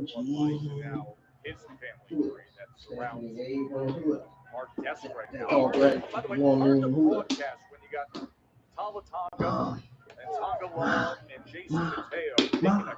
Molly, I can't seem to find Molly, man. I don't know. I don't know what happened, man. I can't seem to find by Priest. Solo still to the outside. Yeah, right onto our announce desk. He tries to gather himself here. What are you thinking? Don't do this. Yeah. Remember that human wall I just mentioned? He just realized it exists. I said Stark Tales. I better say Shark Tales. Tonga right in the face of Damian Priest. Priest stands about 6'7". There aren't too many superstars on the roster he has to look up to. She's a real beauty on the Reddit channel. Tama Tonga is an exception for sure. With shades on, up She got everything. She got the package. The man is lucky, man. We got the package, man. I'm telling you. Woo-wee! That lady got the package, man. She be looking fine. Fight for the Undisputed Championship. We know two of the names who are in it. Randy Orton and Trick Williams. Now, with this running, This you want to say, Señorita Bonita. is trying to get in if he can. She might be having a thing, right? I don't know. Damian Priest here. You can just see the confidence in Solo Sikoa throwing. Look at Solo, man. Look at Solo smiling. During the break, look at this display of power. Launching Damian Priest into the canvas, and Solo looking for it once again. Uh-oh. Going for the running hip attack. Oh! Damian Priest stopped him right in his tracks. He said, no, no, no, no. That ain't happening again. Not going to allow Solo Sikoa to do that again, man. I like it. But what can Priest do now with the opportunity he created for himself? Priest out here in this qualifying match for that #1 contender fatal four-way as the MFT surround the ring. Jason Mateo holding on to that Wyatt 6 lantern that was taken from Rumble House. I just seen her on TV earlier this morning, and she just popped up on my screen again. Everything. Here they go, testing each other, towing the line. And she still looked the same back then. She looks younger back then. Oh my God, that year she was younger. She looked really younger. I'm talking about one of the weather meteorologists. Weather Goes Viral is on the Weather Channel right now. Educated feet to work. One of the best strikers in the game. Oh man, a man. Back and forth they go. Two big men giving everything. The super kick from Solo. Damian Priest is not that big. Why y'all acting like he a big man? He a tall man. He more like a tall man.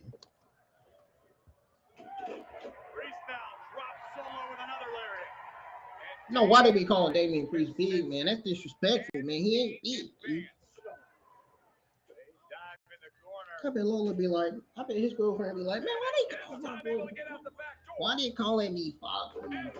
Big, man. He ain't no big.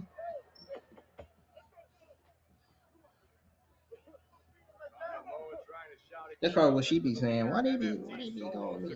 Why they be calling me boyfriend, Damian Priest? Why in the world is a car in a freaking middle of a freaking darn catastrophic wave crash at a beach? Why would you leave your car there where the water is gonna cover, it's gonna splash on you and cover the whole entire car when you're gonna suffocate?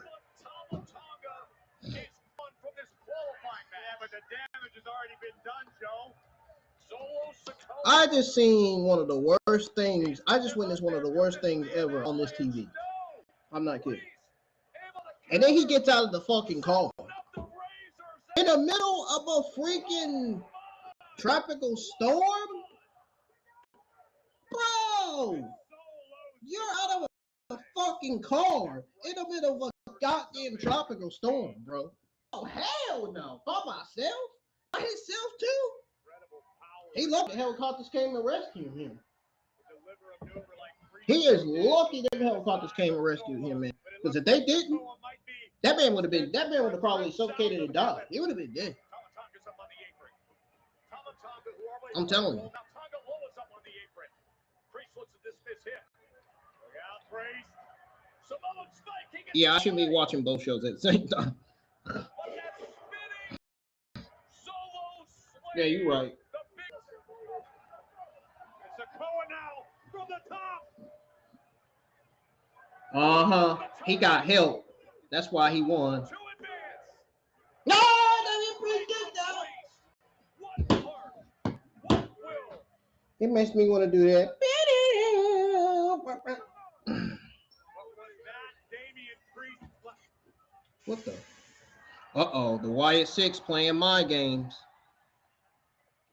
They continuing the mind games on Solo Sikoa and his faction. But where are they? Oh, snap.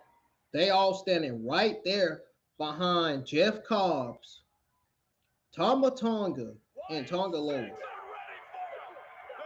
war continues. Gacy pounding away.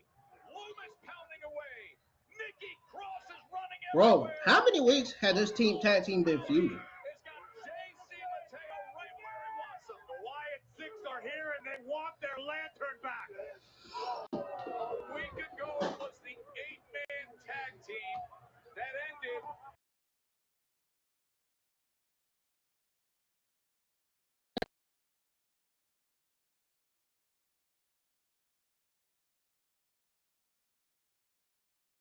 Yeah, you don't want to know what I just did. It was laughing, and it now you want to hear.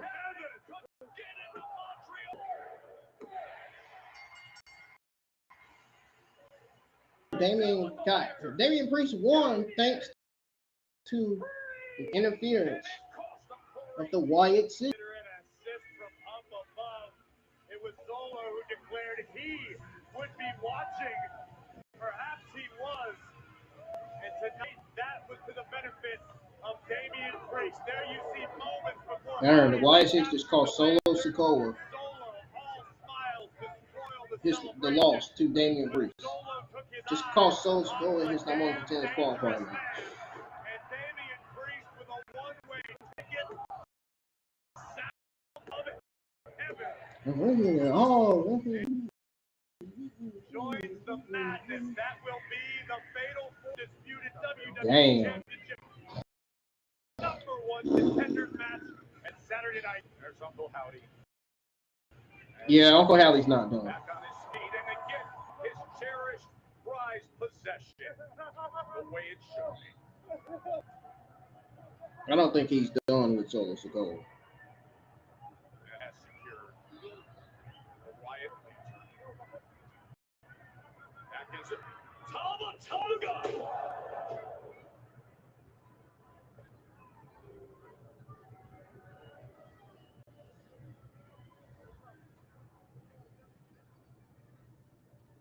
Yeah, that was definitely Thomas. Dang, the fans got quiet quick when Tonga Lola came in. I mean, when Tonga.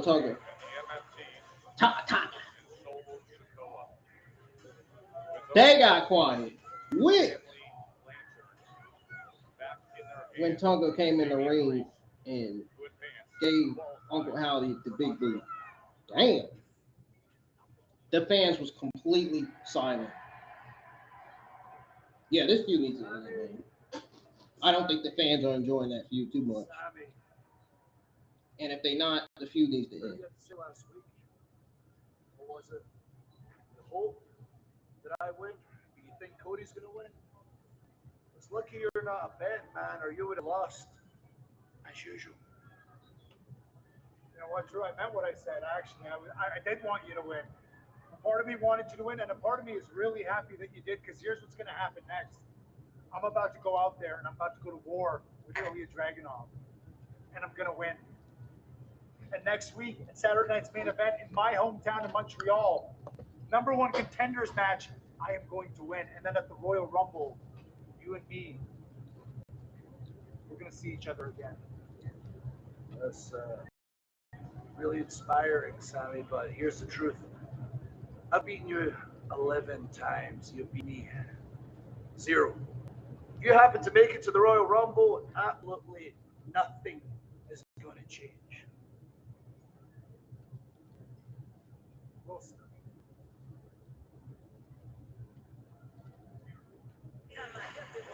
Drew McIntyre laughing because he got right in Sami Zayn's head. Final qualifying match. Undisputed WWE Championship #1 contenders qualifying match for that fatal four-way. And it's going to be a great one. Sami Zayn and Ilja Dragunov. And it's the new powerhouse on SmackDown roster, Jordan Grace. And she takes on Chelsea Green right now. I could have sworn Joe was about to say it's the new improved powerhouse Hall.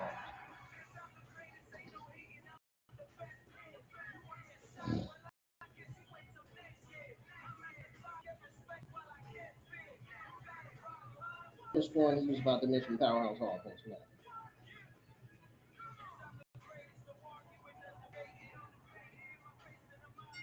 The following is the United States Championship Open Challenge.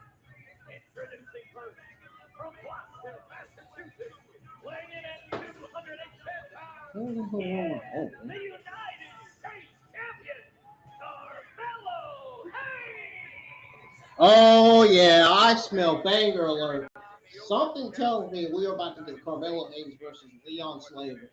I don't even have to look at the spoilers, and I already fucking know.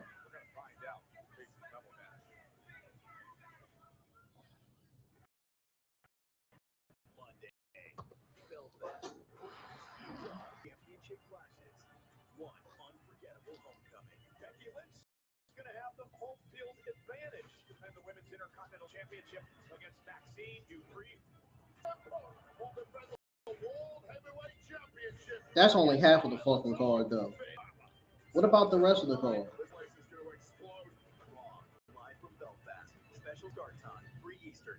That's only half of the card, man. Why not announce the full card so we will know? So we'll know what time we'll schedule our watching. We'll know who to put on our thumbnails and who to not put on our thumbnails. That way we'll know beforehand. Stuff from AKA my hot husband. No, that was terrible. Oh my God, stuff going up top. You want to talk about terrible? That fucking Impact Wrestling NBC debut. Holy shit, man. Share special moments together, understand each other, be there for each other. I remember the first time I found out that Becky and Seth were an item. Man, what a snooze fest that fucking Impact ABC. I said ABC. Like I'm about to say my ABCs. Go on, and I was behind Gorilla, and all of a sudden I see them making out. Love you. I think I even joked like, God, get a room. Man, what a mediocre joke of a freaking Impact Wrestling AMC debut show. I think we've seen the best of him in recent months, earning the respect of everybody with that year-end battle really to Dragunov. I can't wait to go over exactly what I said on Twitter X last night about that show, about their AMC debut.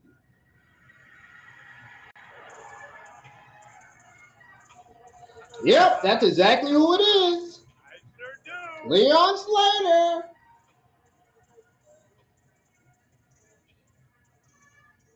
Now we just need to add Mayor to the mix. Mayor from Lightning McQueen. Like Mayor from the Lightning McQueen movie. Mayor. I heard. No, I'm just playing. Leon Slater and his opponent from Bradford, England. I'm Mayor. The TNA X-Division Champion, Leon. I'm Mayor, man. Carmelo Hayes said, I want the best Bro. has to offer. Why did I just say it? Why did I just say The it? youngest X Division champion in TNA history. Just for the record, show that title he's wearing around his neck. The first ever X Division champion, the phenomenal AJ Styles. If that gives you any sort of indication, I can't help but see that SmackDown was taped. the sky isn't even I think this was a tape show. The dude is from outer space with his abilities. For the USA, I think SmackDown was a tape show on the USA Network. Here at Wembley Arena in London. You mentioned Good thing I don't have USA Network. Oh, shit. Slater has had a few big moments on WWE. I am not a fan of tape shows. That would have been a disaster. It would have been mid. I don't think it would have been terrible. It would have been mid. Probably. And it probably would have been rushed.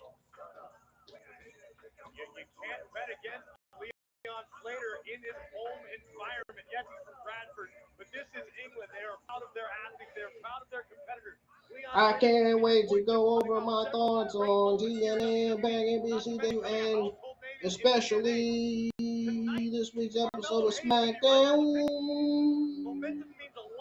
Bro, what a match this is about to be. This is about to be a fucking banger alert. I smell it already, dude.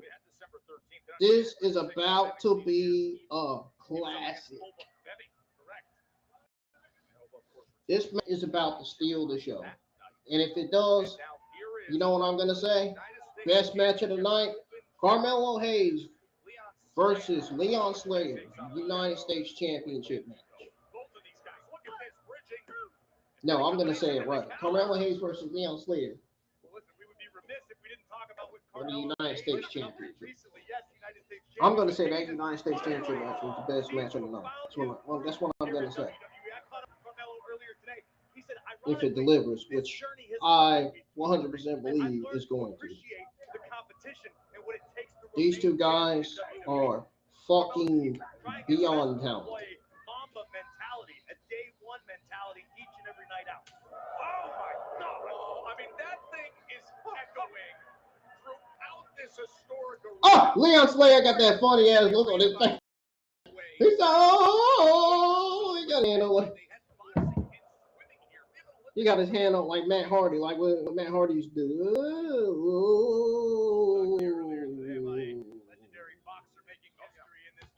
That's what Javon Evans did in NXT before.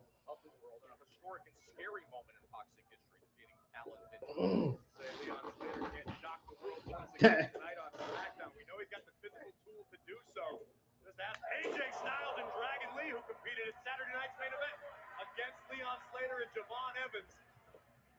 That was a very special night for Slater in DC. Look at this! A very special night. Are you kidding? I kid you not, Joe Test. I don't even know what y'all talking about. Came to play tonight. This is the sort of athleticism that has won him fans around the globe, and the young Brit making the climb to the top where he is right at home. Just explosive! How high with that cross body? Bro, this has been an incredible match so far between Carmelo Hayes and Leon Slater.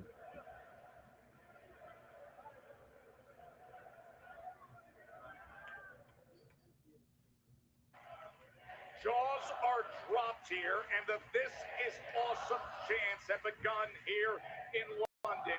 The springboard Spanish by Corey inverted moments ago. Leon Slater again showing the world why he is the top of this business right now. And Slater would love to head home tonight with the United States title Around his waist, yeah. We know. Around his waist. So much credit to Carmelo Hayes coming up with this open challenge of the United States Championship. This is third defense of the title. We saw him against Johnny Gargano. We saw him in a brutal match against Shinsuke Nakamura. Yeah, in a brutal match against Shinsuke Nakamura. You got that one right. And now here against Leon Slater in London, and Slater's from Bradford, England. So you got a nice reception. 21 years old is Slater. The TNA X Division. Sound like I heard barking. in the crowd. Sounded like somebody was barking like a dog on purpose. Champion Melo out of the way just in time. Up and around we go. How about Carmelo Hayes when he gets the engine revving? Here he goes to retain. Could he? Carmelo Hayes can't get frustrated. Yeah, you gotta keep on going, man. You're a fighting champion, bro.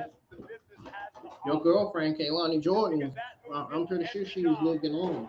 She was watching that match. Because when you get frustrated, you make mistakes. And the way Leon Slater has looked to this point, that's not something Hayes can afford tonight. Crowd appreciating what they're seeing. And stylistically, it's as entertaining as anything you will see. Reminder still to come. Oh! Whoa! What is he about to put up a submission?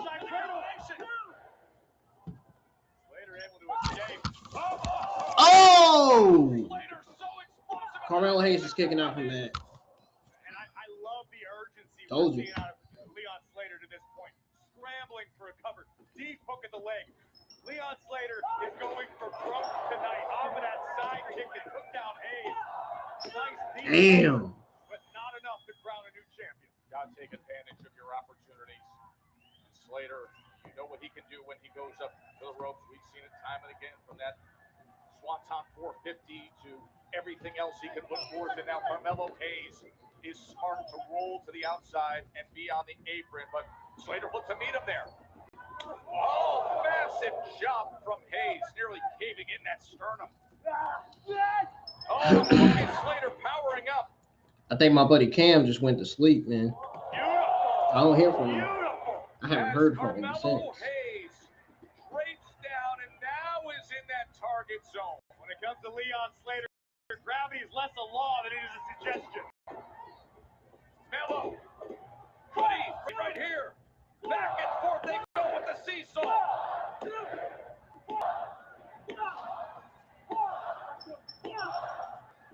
Both men exerting a great deal of core strength and energy. Wow! My, oh my, could this be it? Somehow Hayes is surviving these. That's what it's all about. Sometimes that's all you can do when you're a defending champion. Play defense. Eat all the offense that you can as long as you don't get pinned or submit. With the leg as he went to rev it up. Did you see that? You could sense it in advance. And that left kick that Shinsuke Nakamura started doing damage on. Leon Slater. No. Oh, and over. Wow. Wow. Slater showcasing everything he is here on SmackDown. The challenger now perched up top once again. Slater. He was looking for that Swanton, but instead Hayes gets out of the way. And how about a first 48 with something extra on it? They're still going at it. Don't close the case just yet. The knee continuing to be a factor for Carmelo Hayes. Oh, that ain't good. First 48. That ain't. First 48. Boom, boom, boom. But well, hell no. We putting that down real quick. Slater and Hayes. Hell no. I don't know all that going. Are making magic here at Wembley. The styles make fights. Yeah. Slater and Hayes certainly not disappointing tonight. We putting that shit to bed. That desperation. Leon may have gotten a little overzealous. You saw Tito, double. moment. Oh no. High risk, high reward. You gotta go for it though. You get rare opportunity, Corey. The gold is on the line. From the top rope, Leon Slater looking to dethrone Carmelo Hayes. Will this do it? United States Championship. He took the challenge. Can he deliver on it right now? Leon Slater. Oh! Cutter by Hayes. Whoa! Damn! And he got him. How was he able to do that? And still be able to and still be able to retain the United States Championship. Man, his body has got to be hurting. Carmelo Hayes has got to be. He has got to not be 100% after that. This time pays even bigger dividends. Kudos to Leon Slater, who absolutely proved to the world once again he belongs on the biggest stages in the world. What a battle tonight in London. He's 21 years old. Leon Slater, and give credit to Carmelo Hayes for taking on all these challenges.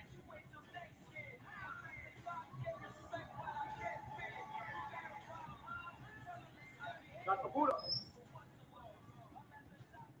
you're looking at that U.S. title. I guess the most. You had your chance. You blew it. Once MFTs take those tag team titles, that U.S. championship, it's mine. Because you, I go way back. This is your one moon warning. Stay out of my way. 人は変わる。良くも悪くも。だが、お前はこうじゃない。随分日本にいた頃とは違うじゃないか。そのうちわかる。本当の味方かどうか。ここじゃわかりやし。家族ですらな。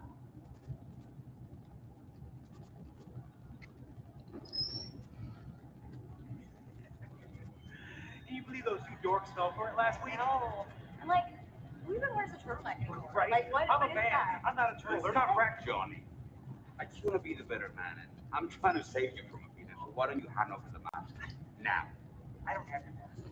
Oh, grow up, dude. Grow We're up. gonna go do married stuff. I'll see you later, man. Wait, what's happening?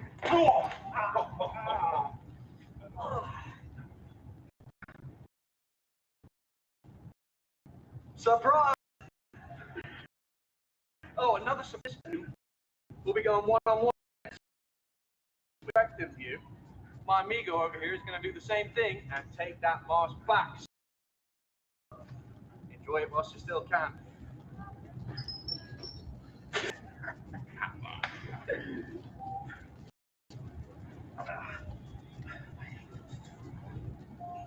Pledge your allegiance. That's my favorite time of the week, Joe! Why would it be? I don't get it. You and Barrett, I don't get it. If you did not hear casually committing more treason on a Friday night, Kevin, stop it. What the hell? Things keep talking about.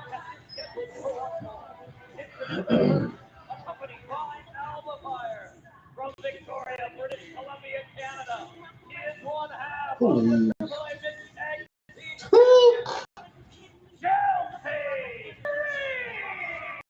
Tessator, you know I'm not alone.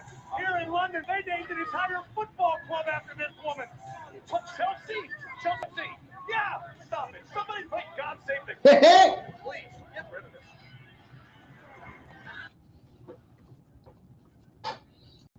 They got some problems on commentary, man.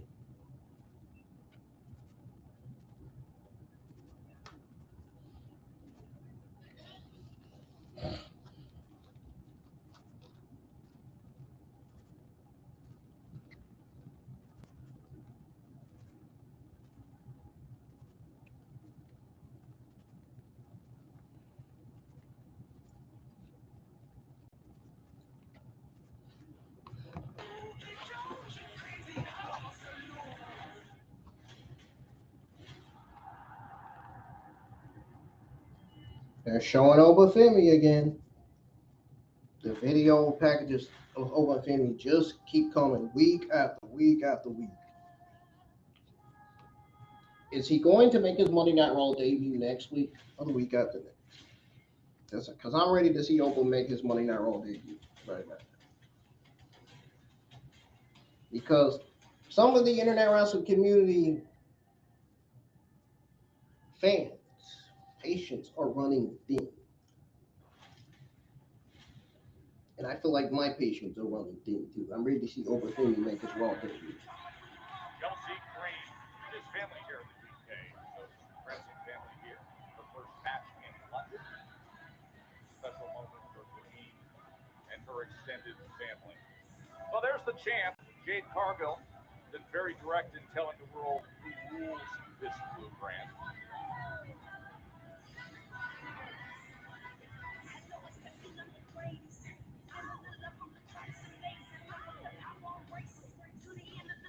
And by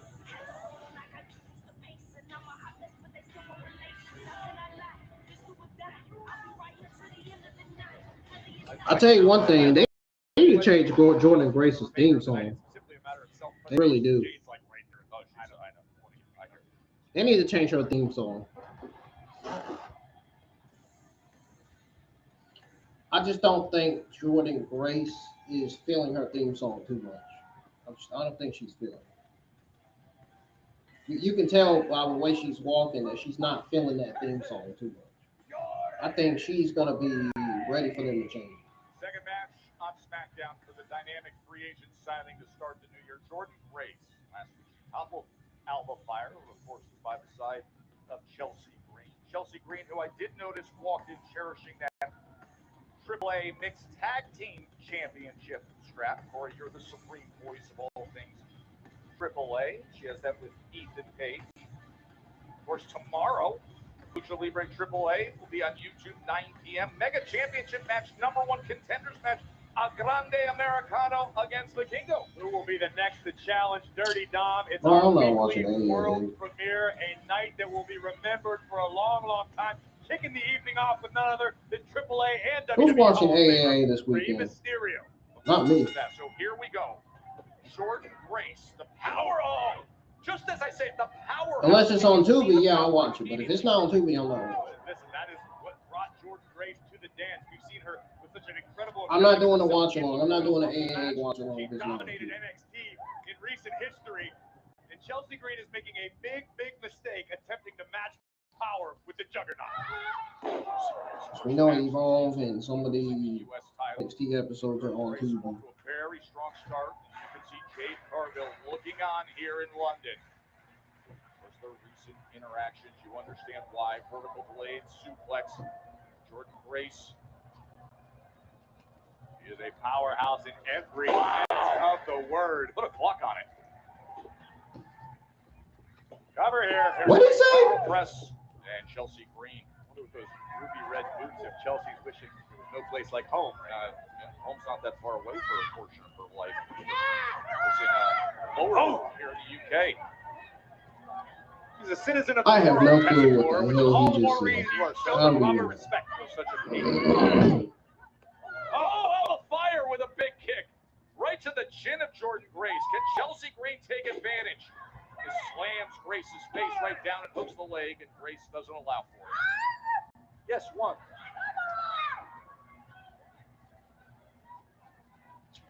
Bro, I was so totally lost on what he said on To commentary. the corner goes Jordan Grace. Chelsea has a golden opportunity to really spoil the evening for the Juggernaut and extinguish some of the hype of Jordan Grace.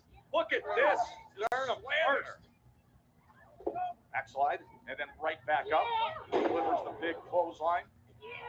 And again. Chelsea out of the way just in time. Beats an elbow, though. I know you guys at home can't see it, but Jade Cargill is just over here grinning as she watches this. I don't know if she's amused and she's entertained or she's getting hungry and eager to feast on one of these two competitors in the future.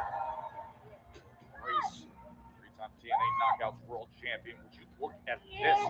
That is dynamic. As the suplex with the leg up. And now Grace powering up. Oh, and that direct effect. That cartwheel driver. And that does it. The direct effect. Here is your winner, Jordan Grace. You just saw the response of Jade Cargill, who said, I guess it was a golf clap. It was respectful and obligatory, but a big win for Jordan Grace. Feet in front of Jay. Actually, Jay just confirmed she was not impressed. Yeah, I mean, that was like a miniature golf clap.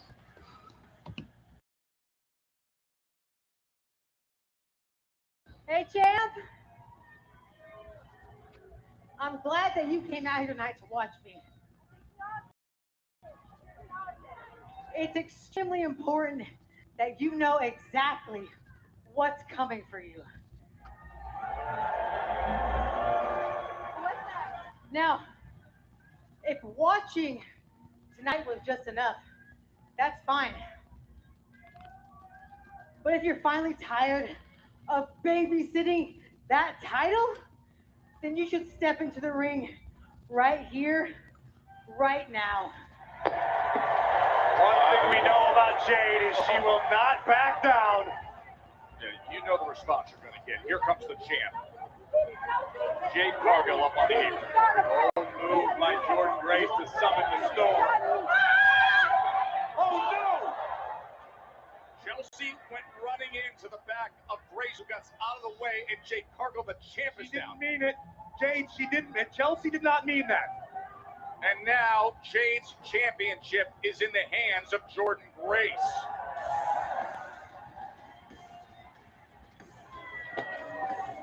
And then just tosses it to the floor in front of Jade. Be careful, Juggernaut. Here's Kathy. Oh, Jay Cargill Congratulations, said Trish that. Williams. Massive win Yeah. tonight. You didn't just ease your way onto SmackDown, you jumped right into the deep end. So what does this confirm for you at this point in your career that you are now heading into a #1 contenders match in a fatal four-way? I vow this to be your warning. I'm putting all of SmackDown on notice. All you bums, bobbleheads, and bootlickers, Trick Williams is that dog. Yeah, I look like money. I feel like money. Because Trick Williams is money. And I want to send a special shout out. Congratulations to Randy Orton and Damian Priest. Congratulations, because you officially have a match with the future of the business. Let's talk about it. Well, I know that the champ whooped that trick. Hold on a second. But on Saturday, I'm going to whoop that ass. I was going to say at Saturday Night Main Event, You're the guy that likes to do a lot of this. I don't. We already know what's up this main event. But I know you're free on Friday, and I'm free to whoop that trick.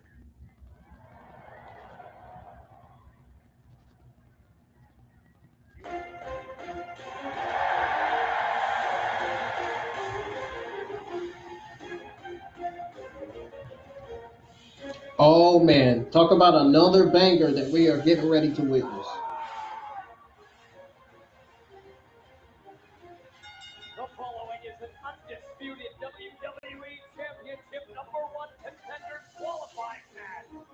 Introducing first, from Moscow, Russia, weighing in at 210 pounds, Ilja Dragunov!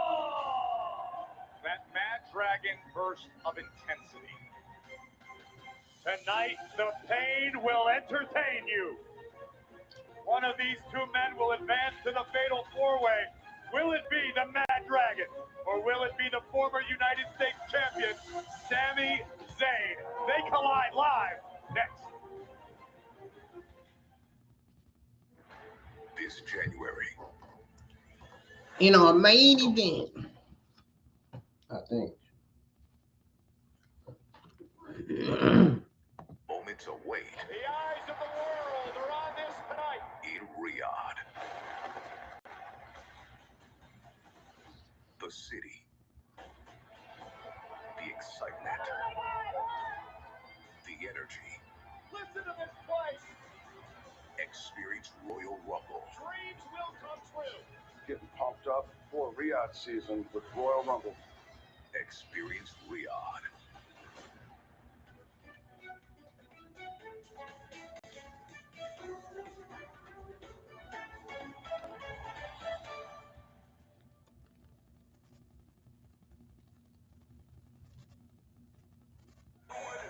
going to heat up the winter in Quebec. Friday night SmackDown and Saturday night's main event coming to the Bell Center in Montreal. Next Friday the 23rd, Saturday the 24th, and combo and individual event tickets are on sale now via Ticketmaster. And as far as that Friday goes, Corey, what a night it's going to be. We've talked about how the women's tag team division has been red hot as of late. A #1 contenders triple threat match for the women's tag team championship. Alexa Bliss and Charlotte Flair will battle Nia Jax and Lash Legend, and the third team of Julia, the United States champion, and Kiana Jade. And I want you to consider the emotion surrounding this tag team championship match. The Wyatt Six against the MFTs, and considering what has happened the last 2 weeks with the cherished family lantern of the Wyatt Six in the hands of the MFTs, that's next Friday. And 2 of the 4 men who will compete at Saturday night's main event in the #1 contenders fatal 4-way will square off. Just made official moments ago, Trick Williams will go one-on-one with Damian Priest next Friday on SmackDown. Now, our qualifying match, our final qualifying match for the #1 contender fatal 4-way. You know, back in October, Ilja Dragunov, Sami Zayn, they went to war, gave the best of each other, and in the end, a Torpedo Moscow and an H-bomb gave the nod to the Mad Dragon, and now we get this for a #1 contender fatal 4-way spot.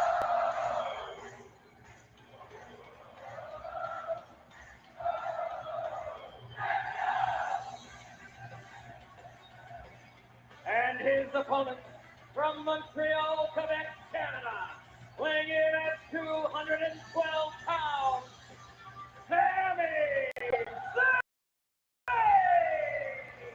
Remember, the night started with Drew McIntyre, his first appearance as the undisputed WWE Champion.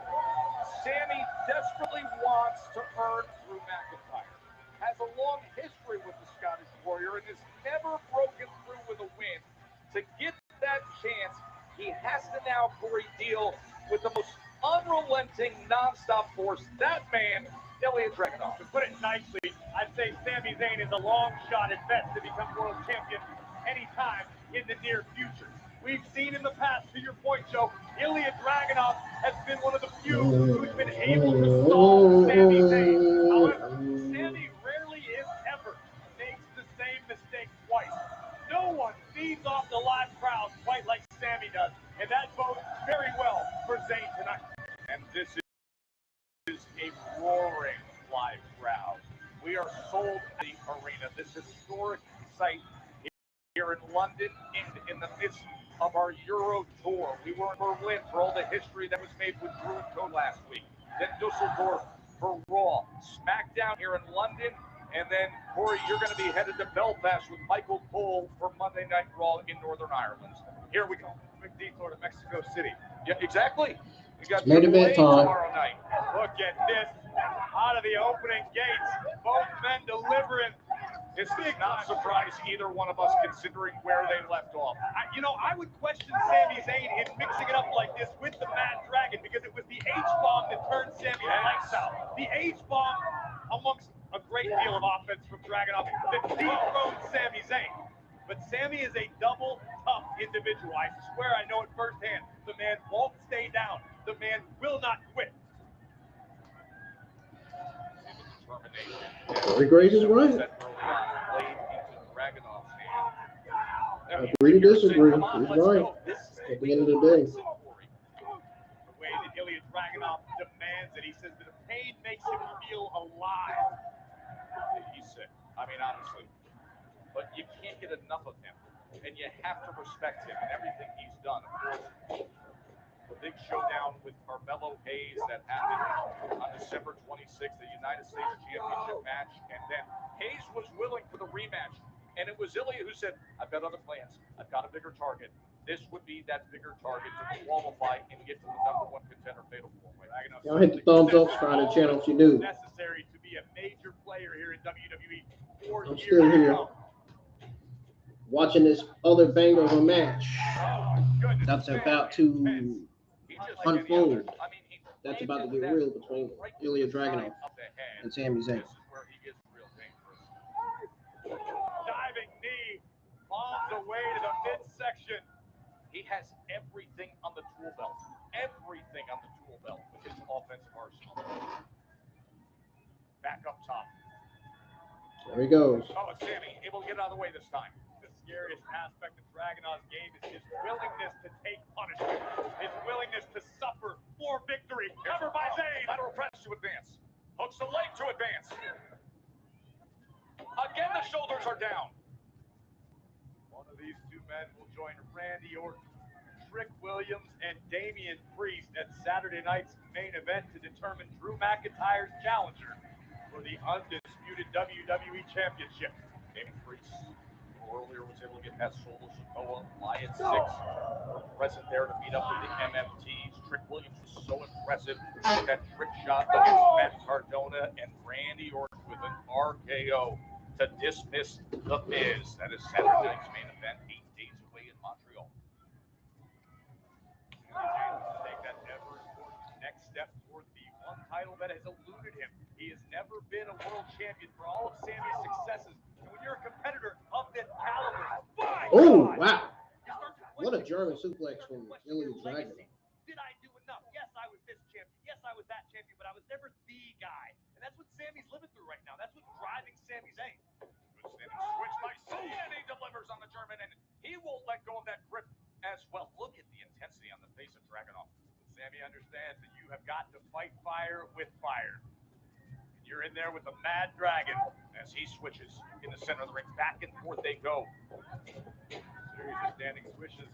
Neither man able to maintain the advantage. Oh, beautiful German suplex. And now Dragunov getting to his feet. Time and again, he has damaged opponents and put them into that target zone to deliver.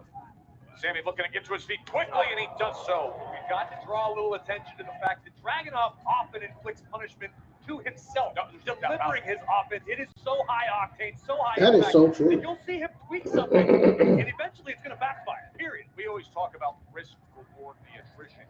He lives only in risk. Ilja Dragunov, Sami from up top, looking for the superplex. Is he going to capitalize on it? And he does. The entire ring shaking here in London. Both I don't know about that. They ain't big. There is Sami Zayn. They not overweight. Ilja Dragunov in the last of our qualifying matches for the #1 contender fatal 4-way. They don't show Next week obese. is Saturday night's main event. Can Sami deliver here? Yay! That car flipped off from it flipped from the highway road all the way down the freaking grass hill.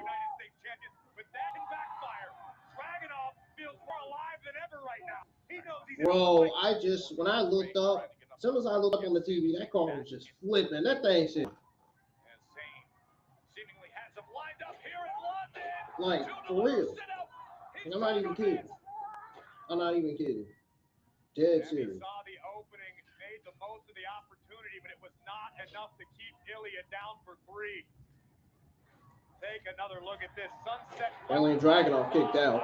I seen that while I seen that car flipped on TV. Dragunov with a little too much left in the tank. They met in the Classic back in October when Dragunov defeated Sami to become the U.S. champion.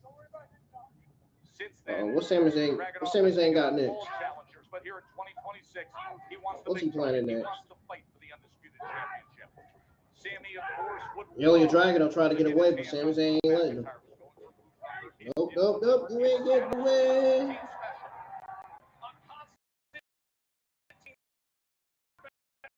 Inside like that, perched on top, the man ready to strike, right where he wants to be. Oh my, missile hits. Oh, Sami Zayn out. So close was Ilja. Almost the entire way, at least halfway across the ring. Dragunov making contact, but not enough to finish Sami Zayn. A man is sights set on World Championship gold. Uh-oh, this could be it. This could be the perfect position. Uh-oh. For the Mad Dragon to Uh-oh. Here comes the H-Mahal. Oh, he got his knees up. Up kick by Zayn.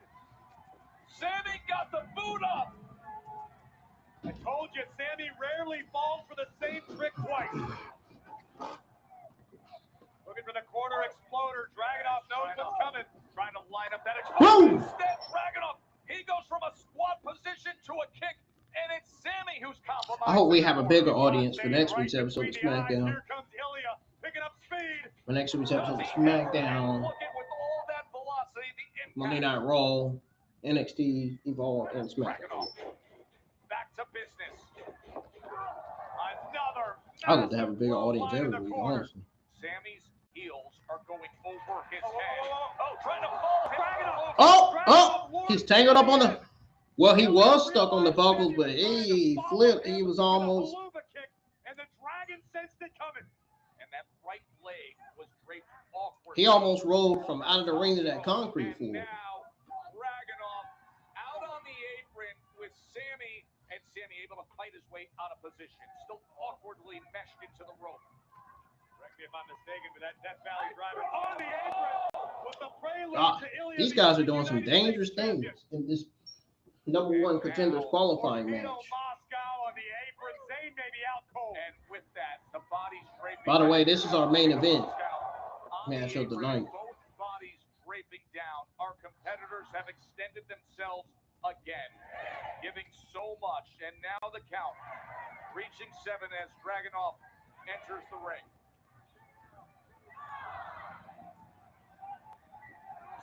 And he reaches the ring. 9.9. Oh, yeah, Dragunov's about to finish him off. Yeah, I think Sami's done. Sami's done, dude. If Sami doesn't get his knees up, he's done. Oh, got him. He got his knees up again. That's the second time in a row he's done that. Sami Zayn trying to be the last to qualify for the #1 contender fatal 4-way. Oh, he landed it perfectly, Corey. Here is your winner, Sami Zayn. Sami Zayn, you survived the fight. Now your journey. Damn, and Dragunov lost again. With an opportunity of a lifetime. How's he gonna get his wins back? Hopefully they're not booking him for it. Which I don't think they are. Into the #1 contenders fatal 4-way. Look at that. A week from tomorrow. Look at that foursome. Rick Williams. Uh-oh. Stand up behind you, Sami Zayn! God damn it. He didn't even turn around. Didn't even know. He was behind him. The young, rash, bold, rising star, the newest addition of the trick shot. He lowered the knee pad and delivered a brutal trick shot. He didn't just deliver a trick shot, Joe. Trick Williams just made a declaration. He's coming for the Undisputed WWE Championship. The Viper, Damian Priest, Sami Zayn, and that man in the fatal 4-way next week in Montreal. I'm going to be running this a long time, huh?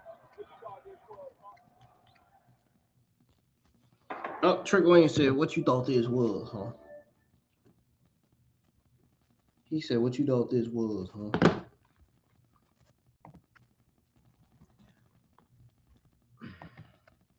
Well, ladies and gentlemen, I thoroughly enjoyed SmackDown tonight.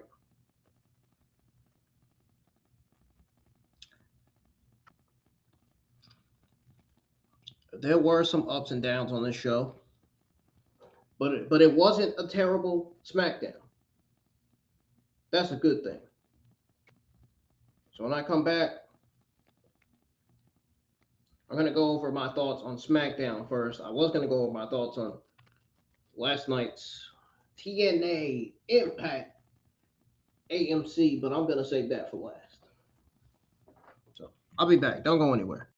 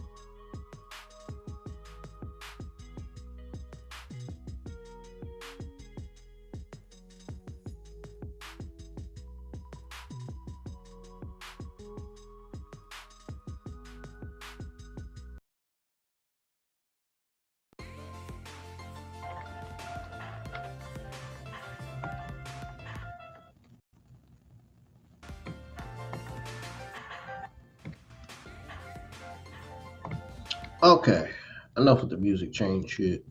I'm back, folks.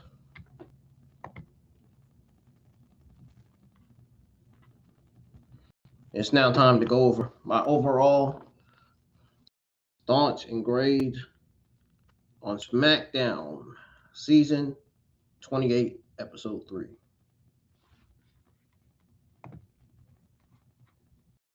Alright, let's go ahead and put some little music in the background, but it's not going to be all the way up.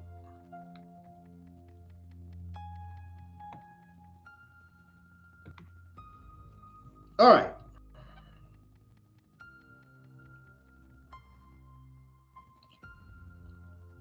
Many of you are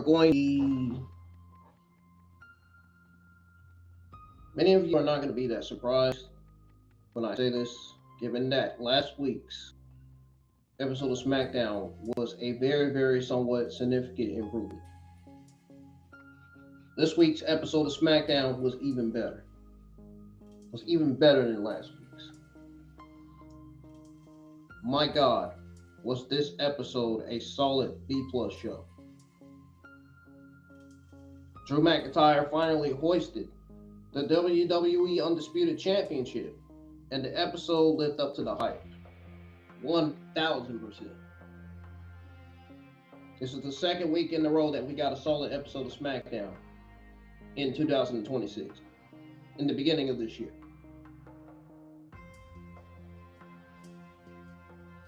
The night kicked off with a slight slate of qualifying matches for the upcoming Fatal 4-Way shot and Drew's title. Randy Orton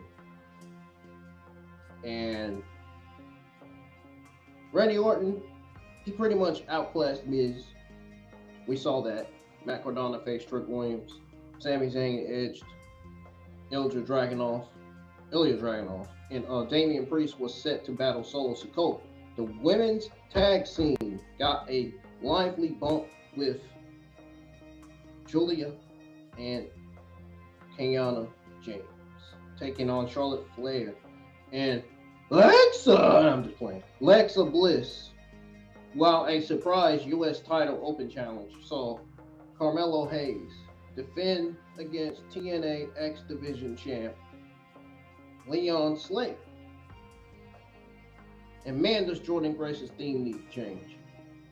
I know every time I look at Jordynne Grace, when she comes out, she looks like she is just in disappointment of WWE giving her that theme, giving her that just uninteresting theme song that she has to come out to. They need to give her a better theme song that will fit her entrance and the way she walks down to the ring and stuff.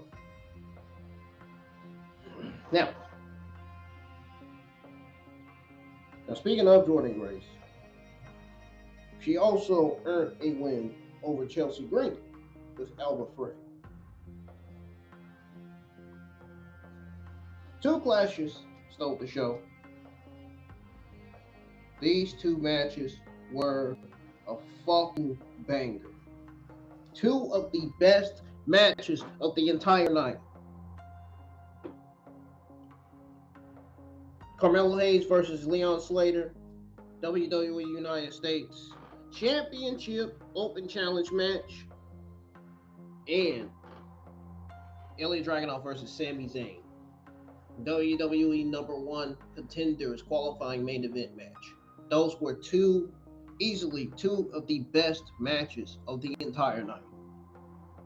2 best highlight matches of the entire night. These matches were a fucking banger. Killed it. Banger alert. I was not lying when I said banger alert. Holy fucking shit, these guys killed it tonight. Oh my goodness. These 2 matches were so great, I had to give both of these matches an overall grade A. An overall grade A. I legitimately had to give these 2 matches an A, man. These 2 matches stole the fucking show. And it kept the fans watching. It kept the fans happy. It kept the fans energetic. It kept these matches. These fucking matches are matches that fans in the internet wrestling community wants to see. These are the type of matches we need to be seeing on SmackDown every week.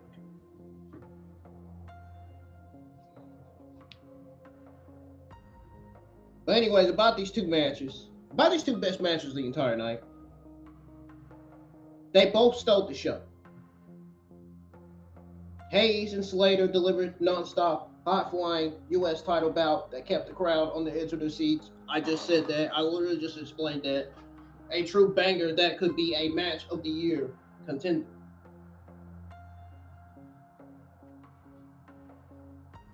Sami Zayn and Ilja Dragunov could also potentially be match of the year contender. I'd say put Carmelo Hayes versus Slater in the United States Championship match as number one, and put Sami Zayn versus Ilja Dragunov number one contenders main event qualifying match number two.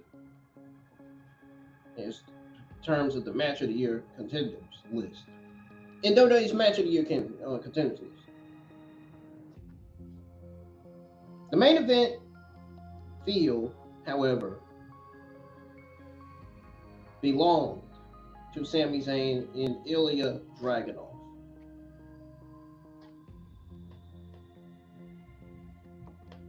Their technical slugfest was pure magic, ending with Zayn's victory and a spot in the fatal four-way. Trick Williams then stormed the ring and attacked Zayn, teaming up an explosive showdown for the number one contender match. A few rough spots kept the show from an A. The 3-hour runtime. I'm not gonna lie. I'm gonna be honest with y'all about this. The 3-hour runtime felt a bit stretched at times. In the women's segment, though, likely didn't fully deliver the payoff some fans hoped for.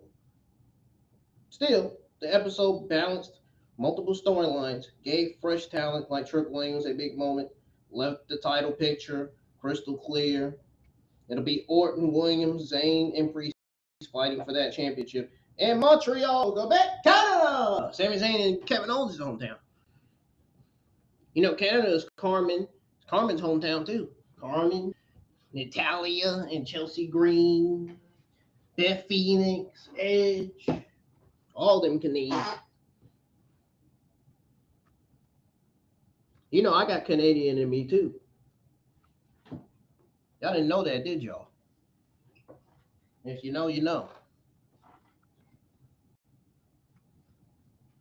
I found out through nationality.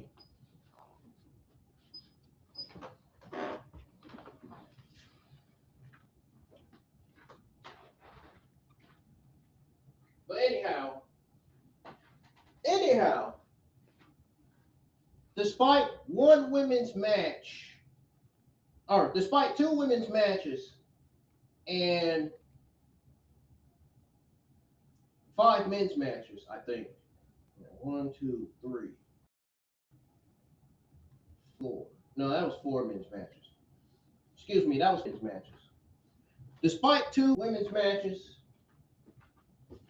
and 4 men's matches for SmackDown, I can easily say this was a solid, energetic way to spend a Friday night with enough standout moments to keep the hype train rolling. And that is, and all this I just said explains why I gave this week's episode of SmackDown a B+, as far as overall grade goes for this show. Now, last but not least,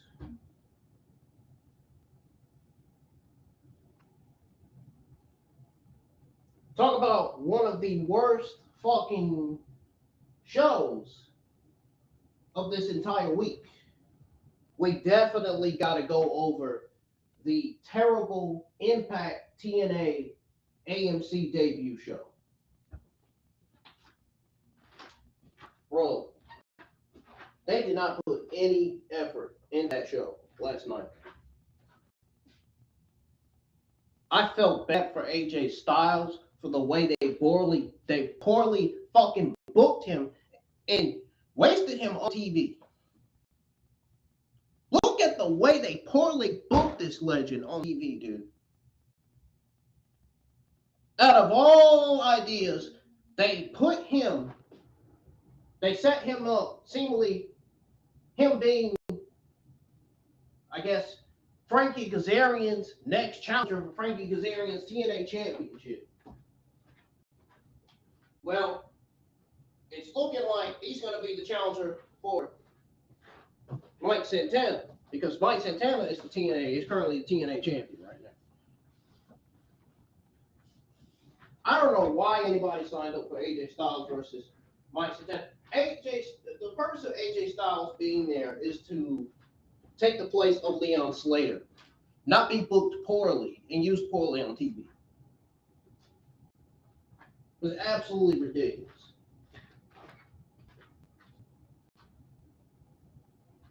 The Impact Wrestling AMC debut last night was a snooze fest. It was absolutely fucking terrible. And I don't mean that in a disrespectful way. I'm just being honest. I'm just speaking facts and telling the truth.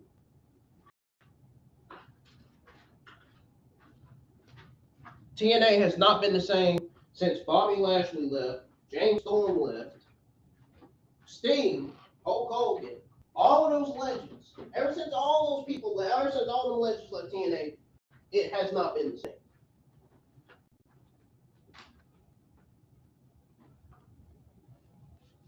It absolutely has not been the same Impact that we are used to seeing.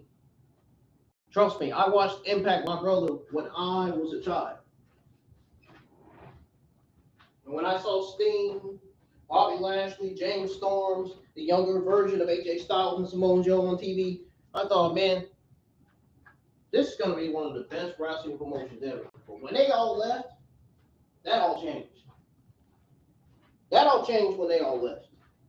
They all left that company. That company flunked like a motherfucker when they left. Miserably failed.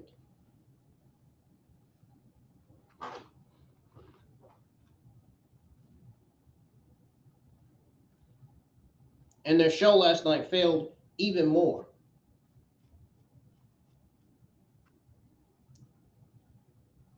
We're going to talk about it right now. I'm going to go over exactly what I said about the Impact Wrestling AMC debut right now. So I'm getting ready to say the exact same things I said last night. So hear me out, folks. Here we go. This is what I said on Twitter X and on my YouTube community tab yesterday night. So if I can find it. There it is. There it is.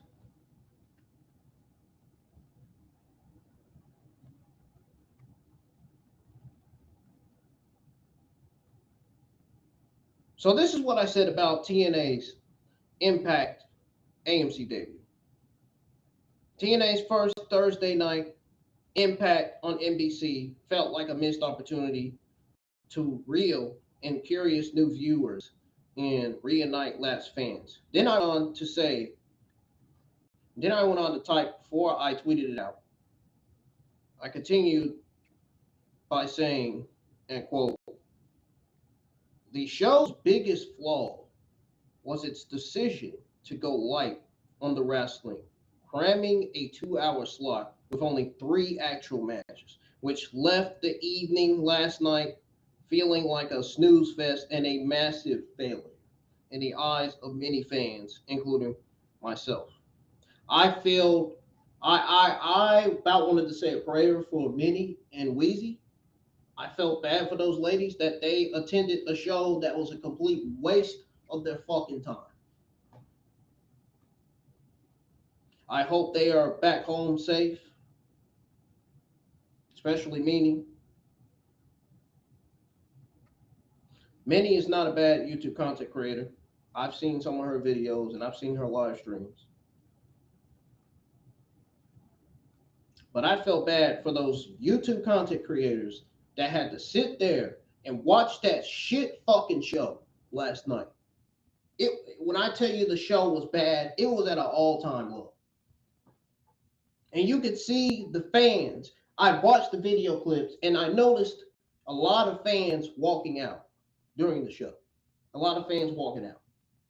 Like they didn't want nothing to do with the show anymore. That's how miserable the show was. That's how mediocre, that's how freaking garbage the show was.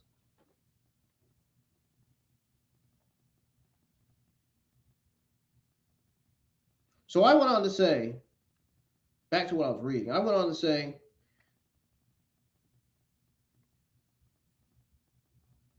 the evening felt like a snooze fest and a massive failure in the eyes of many fans, including myself. Trust me, the way the card looked and the way they poorly booked the show, I kind of, you know what? I already had my predictions. I predicted that this was going to massively fail, and it did. So therefore, I kind of already knew the debut was going to be a fucking terrible one. That's what I put. And then I said, this was a long tweet too. This was a longer paragraph tweet. And then I said, I damn sure wasn't lying because for the simple fact that it just proves that I was right. I saw the video clips. I saw everything. Literally saw everything yesterday.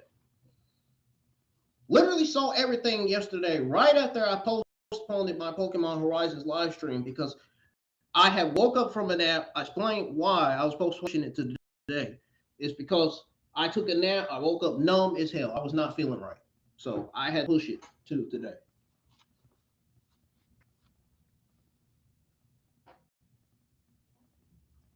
So I said, I damn sure wasn't lying because for the simple fact, it just proves that I was right. I saw the video clips. I saw everything. The six-man tag team opener was rushed. The women's tag title bout was messy. The main event, Mike Santana's TNA World Championship win over Frankie Kazarian, was the only segment that delivered a solid, crowd-pleasing moment.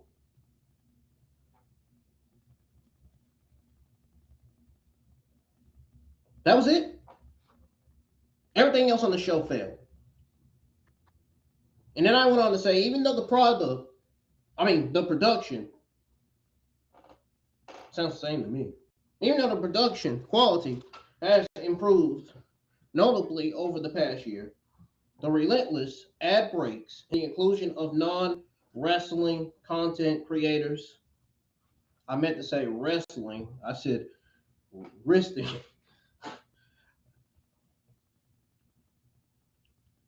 I tried to see if I can edit it and make a correction on it, but I didn't. But everybody knows what I'm saying, though. But the inclusion of wrestling content creators, AJ Francis, Paris Hilton hurt the flow and made the show feel embarrassing rather than a showcase. Talent. Then I went on to say on Twitter, which, as y'all can see on Twitter X, if you're on Twitter X, you can see that this is a very, very long tweet. And let me go ahead and put my phone on the charger before it goes off. Because I got that feeling it's about to go off because it went off on me earlier and I was pissed. Because I didn't get to finish doing what I was doing on there. Adding to the disappointment, a report warned that several TNA names would be absent from the debuted due to their visa issues. Sorry. It's evidence that I haven't got any sleep, the way I've been stuttering. It's because I took a nap yesterday. and woke up numb as hell, feeling like I was in kitty land. That's how it felt.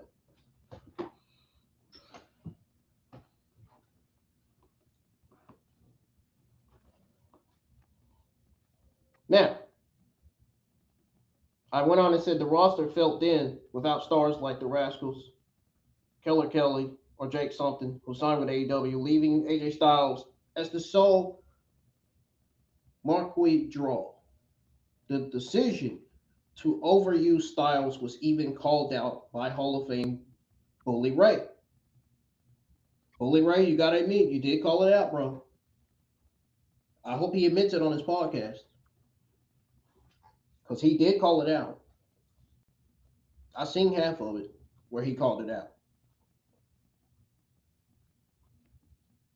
Yeah, it was called out by Hall of Famer Bully Ray, who cautioned that flooding the night with a single WWE star would dilute his impact and the show's overall vibe. All things considered, the episode earns a D, overwhelming, overly commercial, and lacking the wrestling intensity that should define a network debut. TNA has talent. They have the talent. Yes, they absolutely have the talent. But the creative and booking choices need a serious overhaul if the promotion wants to convince both lapped fans and new viewers to stick around.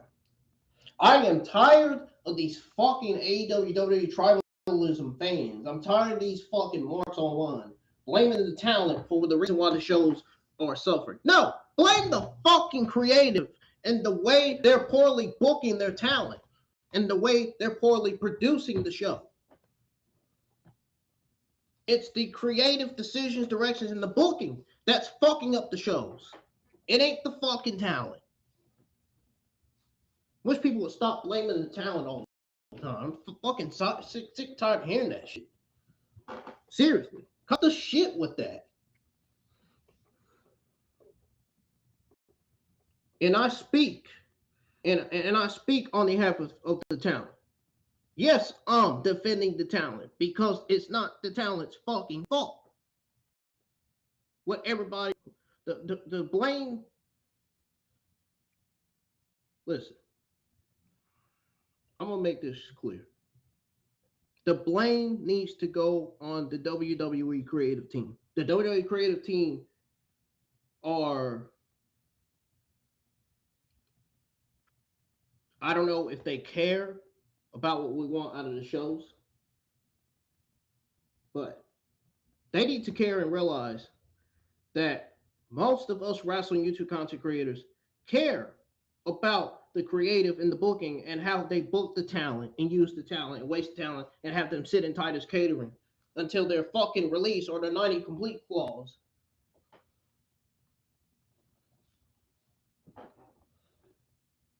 They don't realize that all of us wrestling YouTube content creators and most of the internet wrestling community accounts out there care about WWE and AEW. They care about the talent in WWE and AEW. Do we have to care about the WWE creative if they don't care about the talent? No. I can care less about WWE creative for the simple fact that they are poorly booking the talent and not using them correctly on TV. And on top of that, just keeping them in Titus catering, like as if they don't deserve to get a push. As if they don't deserve title opportunities, as if they don't deserve to be in great storylines. As if they don't deserve to be that next generation star or next megastar or the next top babyface or heel within the men or women's division.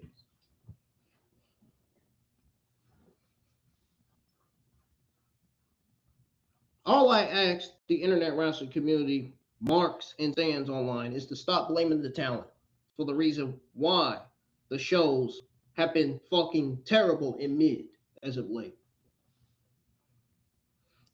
The reason why the show was terrible on Impact was because of their terrible creative decisions, directions, and booking. And the same goes for NXT. But at least NXT did a little bit better than Impact. I literally said that on Twitter X. Literally said that on Twitter X a few days ago. I think this was yesterday. I literally said that yesterday. I just remember. It just came in my head. I said that yesterday. Impact did a little bit better. Or NXT did a little bit better than Impact. I know better not to say Impact. Like, what? Yeah. But they literally did a little bit better than Impact. Evolve did better than Monday Night Raw and NXT and Impact and AEW this week. Now the question is, did they do better than SmackDown? The answer is no. Unfortunately, Evolve, SmackDown has you beat this week. Now, you had NXT and Raw beat, but SmackDown has you beat this week. SmackDown has taken Evolve's #1 spot this week. SmackDown is... How do I want to say it? Let me think. I'm trying to think.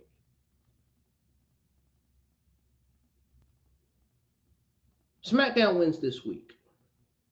SmackDown beats Monday Night Raw, NXT, and Evolve this week. SmackDown was the #1 show this week. Was the #1 best show this week. And I bet a lot of people would fucking agree with what I'm saying now. I'm pretty sure. When listening to SmackDown watch along, I'm sure they would agree. I'm sure they'd be like, yes, I absolutely agree. Ben says that all the time. Ben Espinoza over on Twitter X, he says it.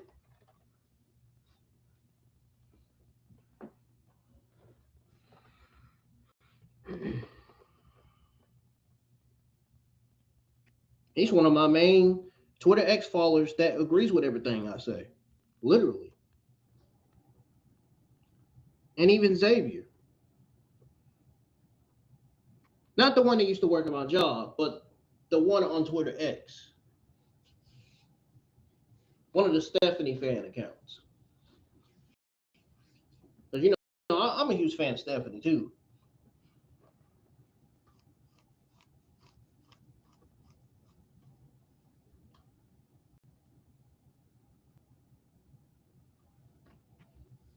But my God, this is the first time that I've ever said on my very first WWE SmackDown watch along of 2026 that SmackDown beat Monday Night Raw, NXT, and Evolve. When I tell you that SmackDown beat Monday Night Raw, NXT, and Evolve, their creative and booking was at an all-time high tonight. Their creative and booking was on point. The storylines were great. The segments were great. The matches were great. Well, solid. Everything on the show was solid. Solid B+ show coming out of SmackDown. They completely defeated Monday Night Raw, NXT, and Evolve this week. And I am kind of shocked. I really am. This is the second week in a row that SmackDown has delivered. This is the second week in a row of 2026 that they have put on a banger solid hell of a fucking show. Now the question is, can they keep this momentum going into next Friday's episode? We'll have to tune into next Friday's episode and see. Well, they got Trick Williams, Jordan Grace, and Matt Cardona. It's safe to say, I think they will. I think they will. I think this momentum will continue. I think we'll continue to get solid episodes going forward from SmackDown. I think they realize that they did the right thing, signing Trick Williams, Jordan Grace, and Matt Cardona. Because ever since they got signed, the shows have been solid for 2 fucking weeks. And That tells you right there.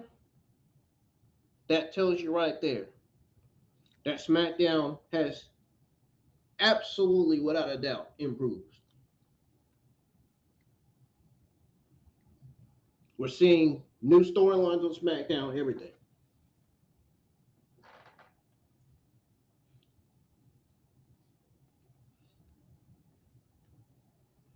I'm out of here, folks. That's all I got to say. I hope everyone enjoyed SmackDown. I fairly enjoyed it. It was a very solid B+ show. I don't know if I'm going to be doing that. I don't know if I'm going to be uploading that brand new video or not, because I haven't even started on it yet. I haven't even done it. I may not be doing it. I may push it to next week.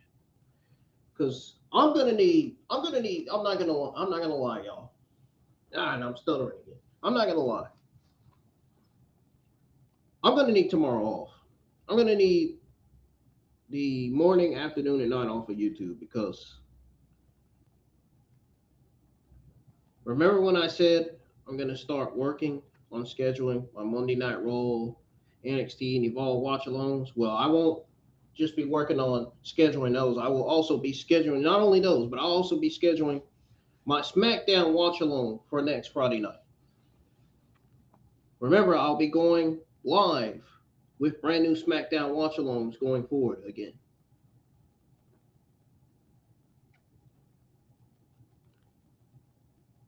Like I did years ago.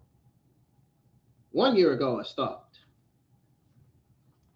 Because I already explained it to y'all earlier on the stream, so it's on there. You just got to rewind it and find it. It's on there. I don't want to be repeating myself.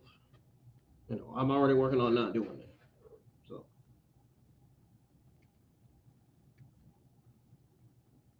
anyways,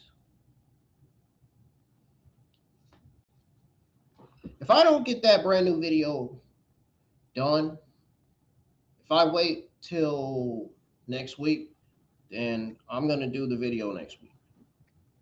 Because at this point,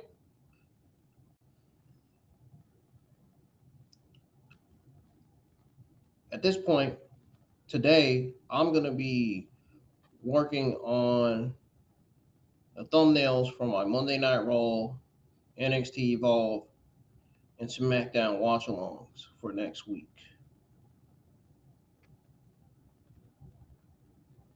That's going to start today. My watch-alongs are getting scheduled early. So that way I ain't got to worry about it. That way all I got to do is the background and I'm good. And I'm going to be fast on it too.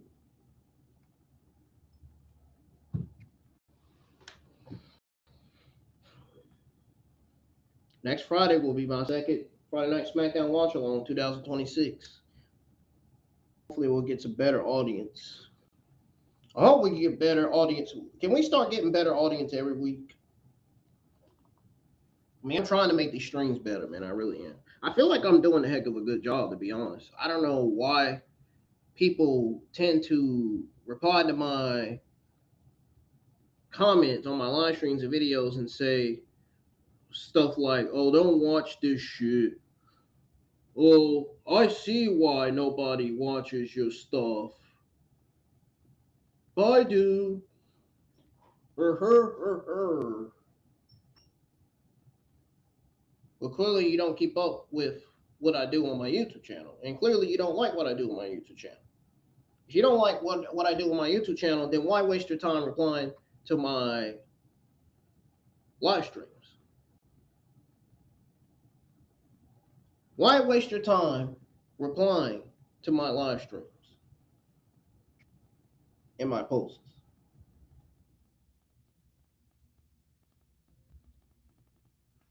I wonder how many simps are going to answer that. I'll wait. Yeah, that's what I thought. I thought so. Anyways, I'm getting the heck out of here. Y'all take it easy. If I don't get that video uploaded by today, I will see you guys live for Monday Night Raw next Monday night. Or Monday afternoon, because Monday Night Raw airs at 3 p.m. Somehow I was thinking it's going to air at 8 p.m. I'm so used to it airing at 8 p.m. I am so tired. This is another thing about WWE. I'm so tired of the time slots, dude. Like, why can't we just do 8 p.m. every Monday night? Why do we got to do the afternoons? I'm a night person. I really do. When it comes to wrestling, I'm a night person. I rather watch the shows at night. Just saying. We all are different. We're all the same. Some people would prefer watching Monday Night Raw, NXT Evolve, and SmackDown in the afternoons. Some people would prefer watching all 4 shows at night. Well, that's me. That's what I prefer. But anything to get my subscribers, my likes, and more support. Anything to get my channel to 1,000 subscribers, because I'm ready for that YouTube monetization. I'm ready to start having ads on my streams. I'm not going to have a lot of ads. I'm going to have less ads, because I know that will be annoying to y'all, and I don't want that. And when I start monetization, I'm going to be, there's only going to be a little bit of ads. There's only going to be like at least 2 or 3 ads.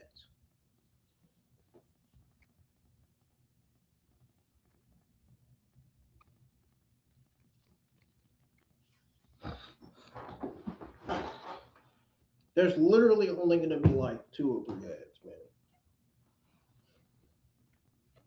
And when I start monetization, you guys will be able to have an opportunity to send me dollar super chats. So, like, if you want to send $100 super chats, you can send that. You'll be able to send that. You'll get an opportunity to send that. If you want to send a $50 super chat, you'll get an opportunity to send that. If you ever want to send like a $70 super chat, you'll be able to send that too. If you ever want to send me a shout out, you'll be able to do that. You'll be able to do all that when I get to 1,000 subscribers, when my channel gets submitted to a partnership program, when the YouTube developers or whoever views my channel, and if they say my channel is good enough for monetization, yeah, we can start doing all that. So as soon as monetization starts, the ads are going to be on the streams while I'm live. As soon as you click on the stream, it's going to be on ad commercial. There's only going to be 1 or 2, because I know some of y'all don't like that. I don't even trust me. Why do you think I got a VPN? Seriously. Oh man, when I got a VPN, I felt a whole lot better. There was so much less commercial breaks when you have a VPN. Holy shit. Love it, love it, love it. I ain't got to complain about commercial breaks no more. I am glad. Happy about that. About that anyway. I don't want to talk about other things.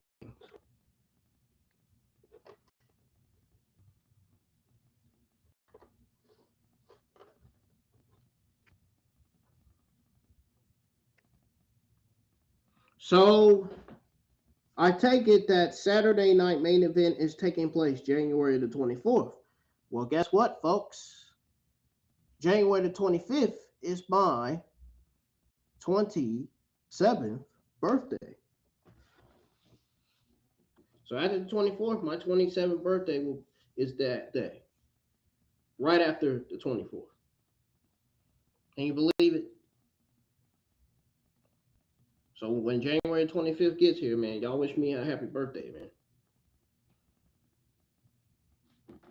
I'm hoping we get to 900 subs before my birthday. Man, that'd be great. That'd be cool.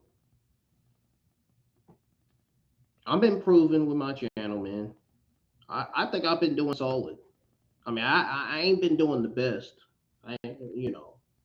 but I've been trying. Trust me, I know I ain't been doing the best. Believe me. I still have a little bit of stuff I need to work on. I'm admitting that right now. Seriously.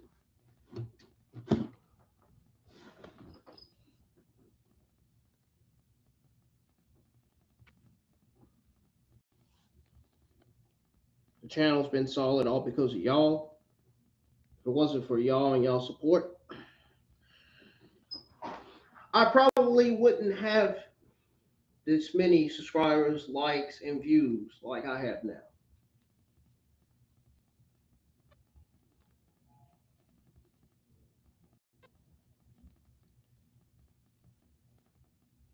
And I damn sure wouldn't be doing these live streams either.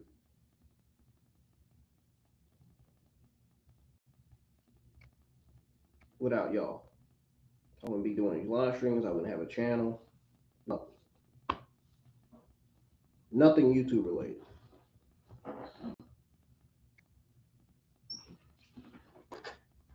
So I appreciate the support. Keep it up. Keep on encouraging people to support the channel. Support my channel anyway. Subscribe to my channel.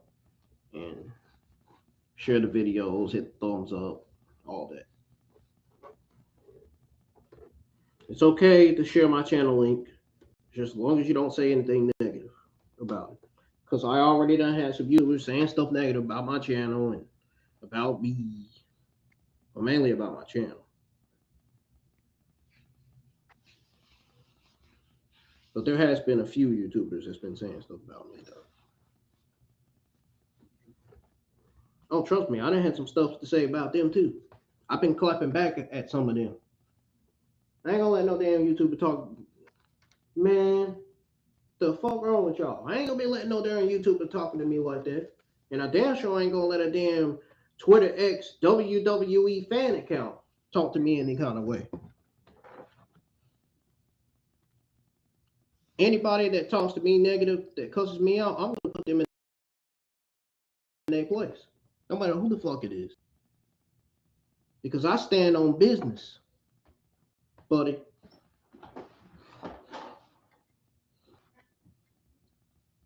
And I stand on the shit that I say. And I'm gonna keep standing on the shit that I say. Because the shit that I say is facts and it's 100% the truth.